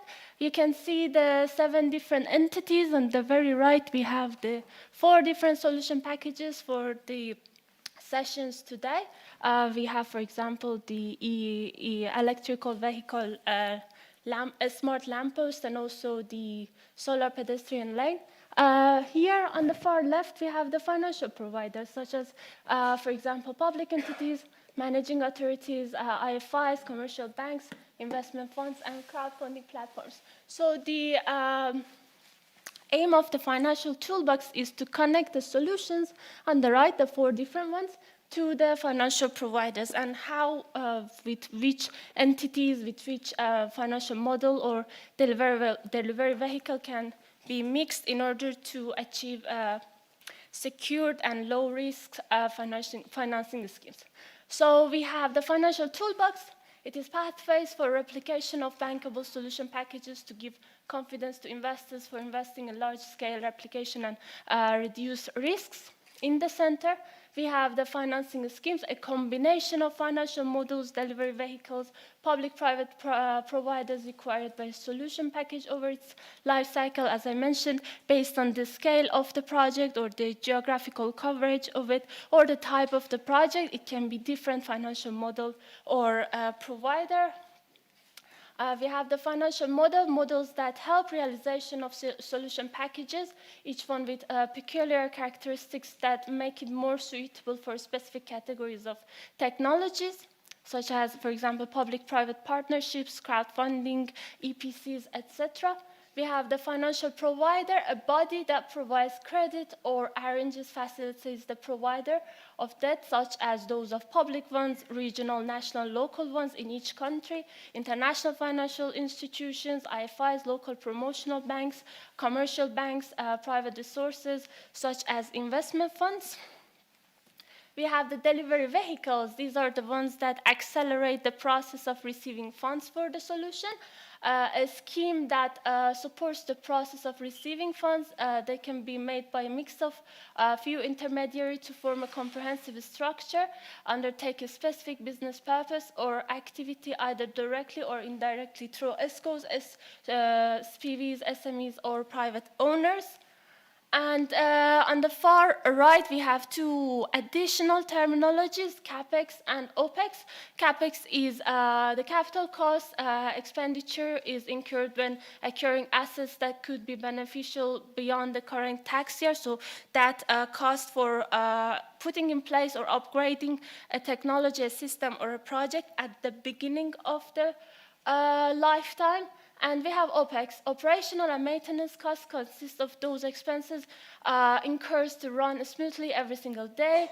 They are the costs incurred while in the process of turning an inventory into an end product, hence depreciation of fixed assets that are used in the production process is considered OpEx expenditure or operational costs. So I assume that's it from me. Later during stage 3 or session 3, we will be there with Rachel together to answer any financial related questions. Thank you very much, Philip. Thank you. So you have noticed that Rachel and Moe will be there, so if you have questions, you can go directly to them. But it's not so difficult, and we will have also Tanya to help us in this work. So we are going to present briefly the different solution package, starting by Catherine. Yes. So if we can have Catherine presentation on. So it will come in. Yep. Yeah, thank you. Dear all, good afternoon. My name is Katarina. I'm from the municipality of Groningen. And I was asked to present the solar pedestrian line business case that we are realizing in Groningen. But a couple of words about our city. Groningen is a city located in the north of the Netherlands. In our municipality, we have about 250,000 inhabitants. So you would think we're a small city, but in terms of energy transition goal, we're big, because we set a goal for ourselves to be CO2 neutral city by 2035. But that means that we have to do a lot in our city, and we have to speed up. Among others, we have to increase our renewable energy generation. In 2018, we entered the Making City project. Groningen is a lighthouse city in this project, and the second lighthouse city is Oulu in Finland. And we have two paths that we realized, the one in the south and the one in the north. And we also have 4 demo houses that are already off from the natural gas. But in the pit south, we realized something interesting that I'm going to present you. And that looks like this, solar pedestrian line. Actually, this is the exclusive content and information that I'm sharing because we opened it last Friday, and today I'm presenting. So you are the first audience who hear that. That looks like this. Unfortunately, it's not a lot of sun, so you would expect it actually to have it on the picture, but I took it quickly before the opening. But on the last picture, we have a lot of sun, and you will see how it should be. So this is the solar pedestrian line. So basically a path that you can walk, but and meanwhile is generating energy from the solar tiles. A little bit about the district. So it looks like this. The district has a coal and heavy industry history. So it's definitely nice to see that it's transforming into the positive energy district. So you see the solar line, how it looks in the concept of the district. We going to the key facts.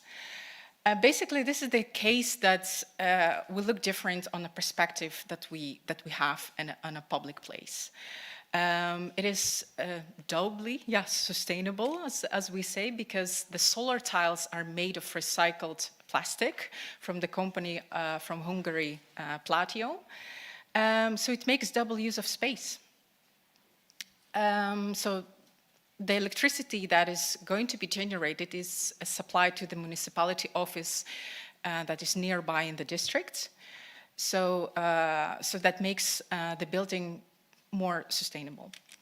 A value proposition to increase the energy generation in the district using renewable energy sources.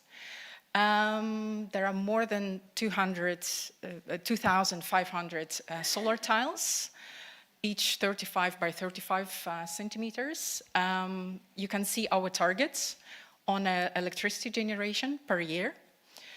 Going about to the investments, you see the figures on the investment, and you see that the most funds comes from the Making City project. The rest we plan to cover with the regional or national subsidies, and also supplement by the annual energy savings from the solar lane that is the energy that is going to be generated. The action is realized from the municipality, so we own this solar lane now, so it's easy for us because we can do all the maintenance, and we have all the sources at the municipality. The challenges, yeah, there are definitely challenges because research show that the pilot overall was not successful, but we took the lesson learned from the pilots that were previously done in Europe and tried to implement that. And also there is a question if the current construction is reliable enough, but we will see that because that's innovative action. What we also discovered is the tiles, that's still something that you can damage, but you have to really have something hard or heavy to do that, but this still can happen. So this is still, so it is a challenge, but we're working on it. Next week we have a meeting with the operation team to see whether we can put an extra layer to protect the tiles, or just to brainstorm what we can do to prevent the defects. This is innovative action, so it has a new depreciation term. We set it up as 5 years. Instead of a standard that you have 10 years for the solar tiles. Upscaling routes, yeah, this is I think for us, it's a bit, we're not yet there, so we have to first evaluate this action and actually see whether the realized action is good. And we have to see whether the citizens are happy with the outcome before upscaling it or upgrading it and to implementing it in other districts. I think it's also interesting to see whether a combination with energy generation is possible. So for example, to a footpath or bicycle path or to combination of those. Yeah, so success factor, basically, yeah, we have now the additional energy to the districts. This is sustainable, so it comes from the renewable energy. And we do look different on our public space. So it's a double use of our current space. And it's something easy to implement in other districts, in other cities. This is the picture from the opening. In the center you have our councilman. And yeah, you see the sun. But basically, to conclude, we are not now encouraging other cities to only invest in solar pedestrian line, right? So there are solar roofs, there are solar parking lots are available where if you put the solar panels over there, it's more efficient in terms of the energy generated over there. But we encourage you to look on your current perspective different. Just see, maybe you walk in the city and you see the place that could be used to implement innovative actions like this one. So yeah, that was it from me. Thank you very much. Victoria?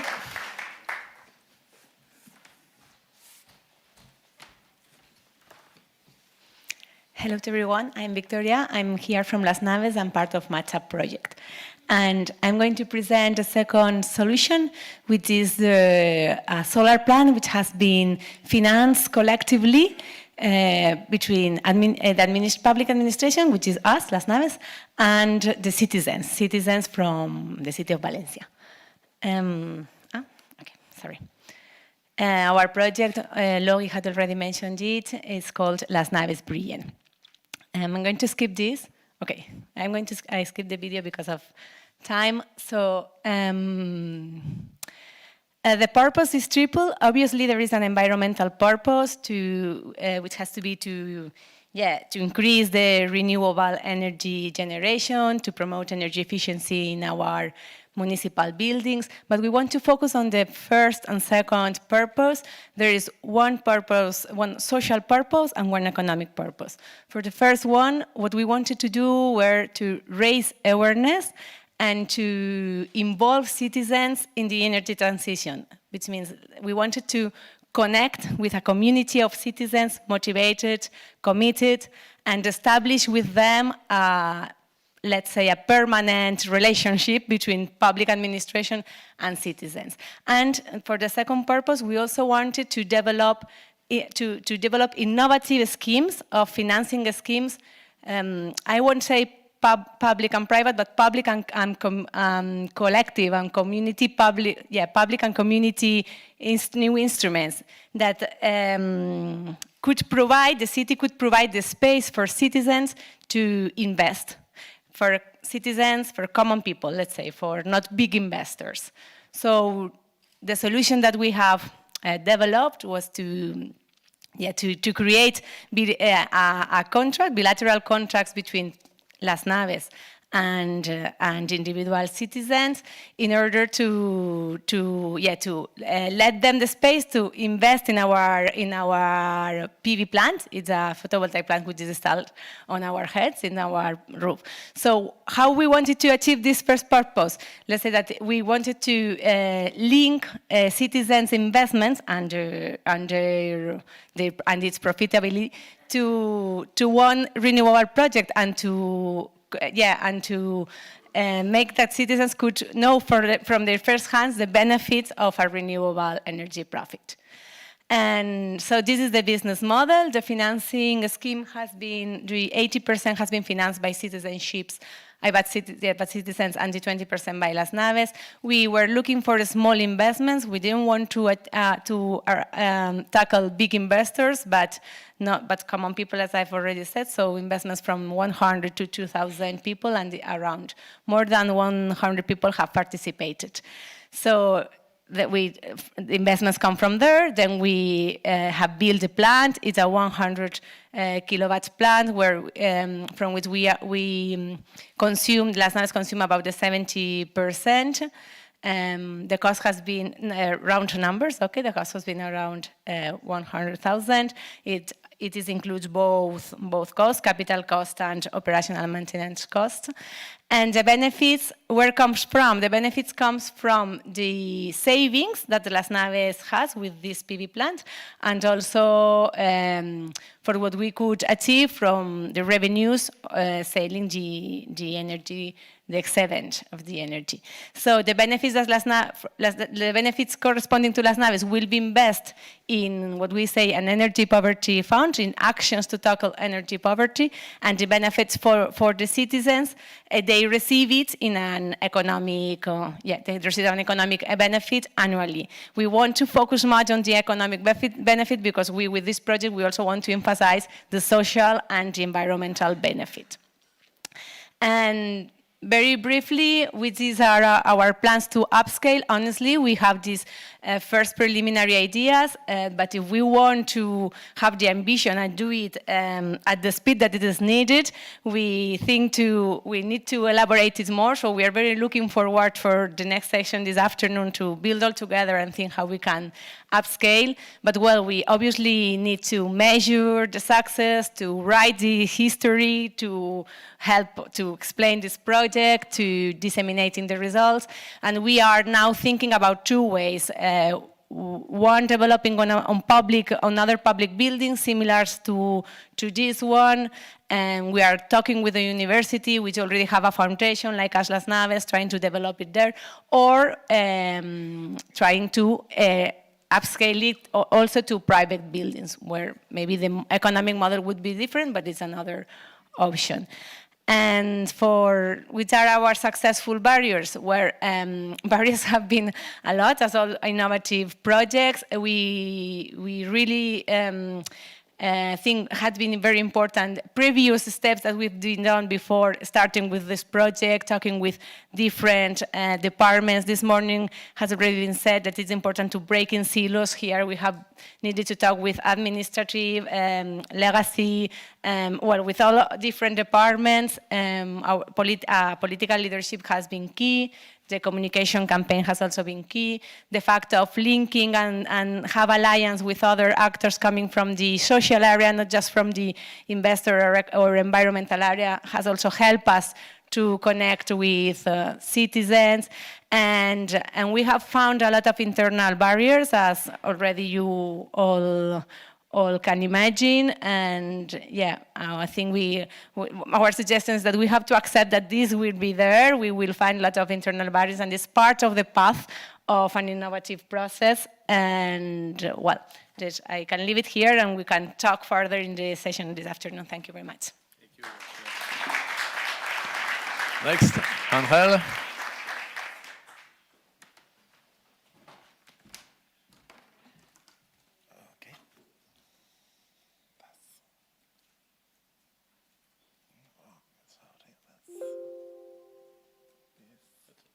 That's that one. Okay, here we are. Hi, this is Angel from Las Naves as well. I will explain a humble initiative that is based in humble lamppost and how they complement electric network in Valencia. If we look at the beginning, we start from the scratch. We didn't have a public electrical point network in the city, so we start to have several talks between the different colleagues. Also, Ernesto played a capital role in that. We start to have to build a network that doesn't exist. So at the beginning, in 2018, we have 0 points. After that, we start to develop the network. We move from 0 to 1. And right now, we have 76 points of charge in the city. From them, we have 12 plus 10 that they are related to the humble lamppost. And in the next coming years, we have a new initiative to deploy another 180 points. So the total number will be roughly 260 points of charge. So we are going to combine this solution that is tiny and humble with the development of the network.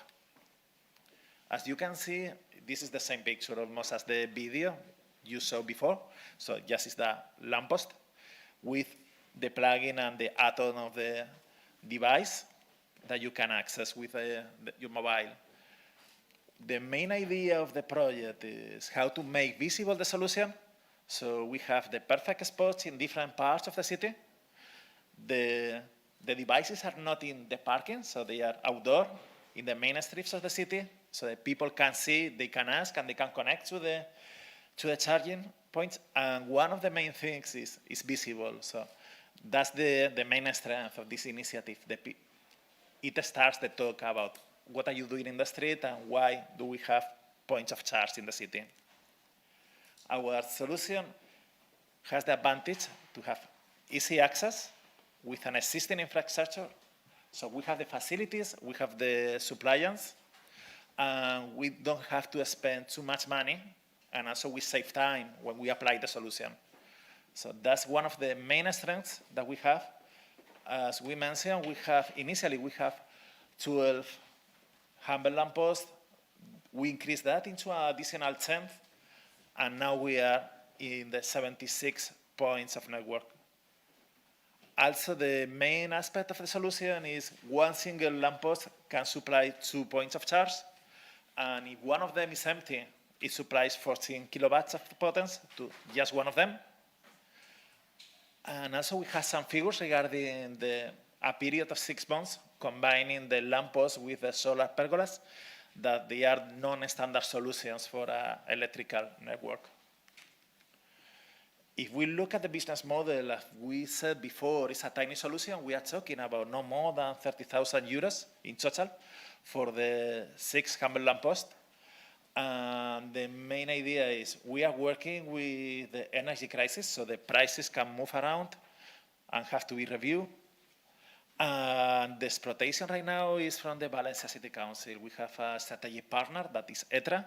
So they are here with us as well, and also in the workshop later on. And regarding the future solutions that we can have, they are first the elephant in the room, because we always talk about how to finance things. In this case, we have an advantage.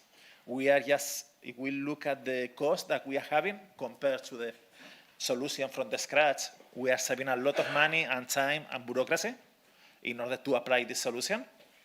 We have to consider that that's a complementary measure. It's not the final solution. We didn't explore different solutions that we can look at it in the workshop, like public-private partnership or different external licitations. Also, we have to look for different alternatives and experiences. So we would like to know what are you doing in your cities and which are the plans to develop in the city. When we look at how can we apply this, depends on the city. There is not the perfect solution. We need to tailor and adapt the solutions. And there are several questions that we can face. Do you have an energy company in the city? Can you take advantage of the energy you produce or not? So there are some constraints that we can explore. Regarding success factor, we always talk about technology, but when we are talking about different departments, communication is key, and also we have the human factor. For instance, we were lucky, we have Ernesto, because if we have another peer talking with a guy, I'm not sure if we were able to convince him to have the humble lamppost. So it's not only technological, we have to be a storyteller always and keep the narrative, because if not, we lose the people during the talk. And also we have to look that it's a low technological solution compared to others, but also has a low risk because it's not a lot of money involved, but we have also a high visibility in the city. So we combine these three aspects in order to have it, and that's it. I hope it's on time.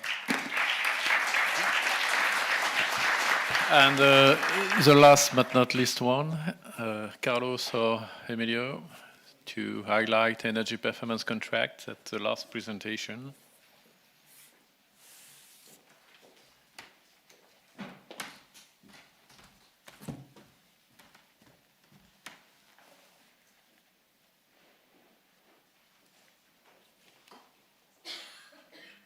Hello everyone, thank you so much to be here today. I try to speak a little bit of what's an ESCO company, and at the same time what's the energy performance contracting. So first of all, what's ANESE? ANESE is the National ESCO Association of Spain. We have more than 100 members. Majority of them are ESCO's companies that try to boost all the market in the energy service companies.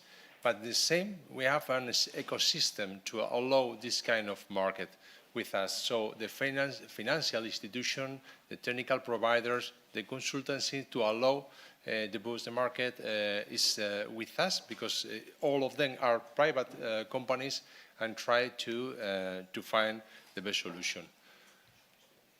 Here there is a definition of the performance contracting. We have, I think, in the workshop, time to speak a little bit more about all the targets that allow and the definition of the performance contracting. But the most important thing that we have, and maybe in Europe we are in front of the first leading this kind of ESCO models. Start maybe 30, 40 years ago in America. But now is really, we are leading thanks to the specific normative in this concept, exactly the same than European Energy Efficiency Directive to allow and to boost the performance contracting. We have different scopes, and this is, for example, a definition for the statistical treatment of energy performance contract, but the main concept is the ESCO has mitigates the risks thanks to the guarantee savings in the technical aspect and the financial aspect. So it's a partnership for the energy service and allow to boost the market, and it's a key for the evolution, the mitigation in this case, the carbonization, and not only for the energy efficiency. So, and they, thanks to the payment, partial or total, for the energy savings, grow more, we can see, And some specific aspects for the minimum requirements, because the normative is not a model contract, there are, right? But they are talking always about the minimum requirements. We made 2 years ago, but now it's in the next month will be able for all the different countries in Europe. But again, so specific points at to build the cost of the benefits generated by the energy savings measures. I think it's so important to provide a framework for, again, mitigate the risks and the risk sharing in technical and economic aspects. specify guaranteed energy savings targets for the duration of the contract.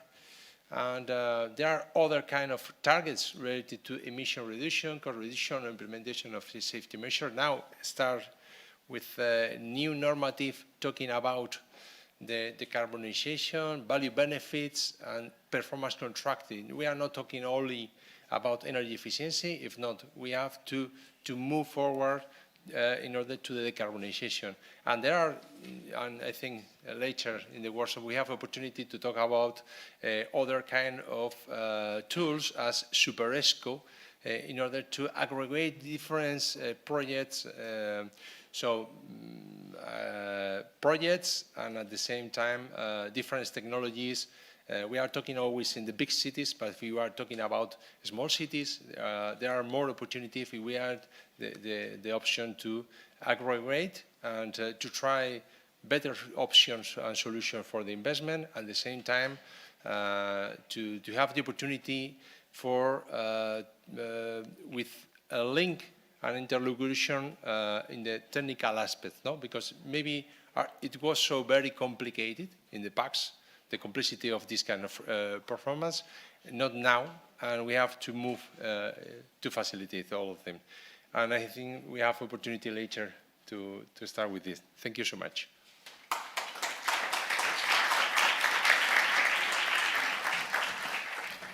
So thank you all. Now, Laurie, you will give us the practical detail for this afternoon. Just before you go to lunch, we'd like to let you know where you will be divided this afternoon.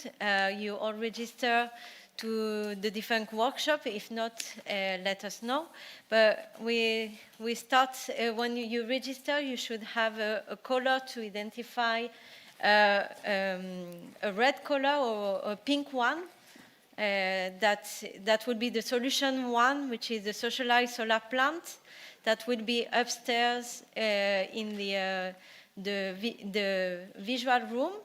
So the one that is with Victoria, with Vicky, okay? Victoria and Tanya. And Tanya, yeah. The solution to the solar pedestrian lane will be in Polyvalent, which is with Moe and Cecilia, okay? And will be in the Polyvalent, which is this main room, yes. And it should be a blue color, okay? For the solution 3, which is a smart lamppost with Angel and Vicente, will be here as well. It is the green color, okay? And the last one, the solution 4, the energy performance contract with Emilio and Carlos, is the yellow color. So in case you haven't received your color or you don't know where to go, please let me know, or the moderator knows, okay? The yellow color would be in Sala Factoria, which is the first floor. It's the visual room and the Factoria is the room are close to each other, and would be indicated by a map. Okay, so just here, yeah, upstairs, yeah. So now we're going to have a lunch. We hope you will enjoy it. We choose a vegan version today, so that's we hope with local partners who are working with all from the local area. So we hope you enjoy it. And we start again at 2 p.m. Okay? Thank you.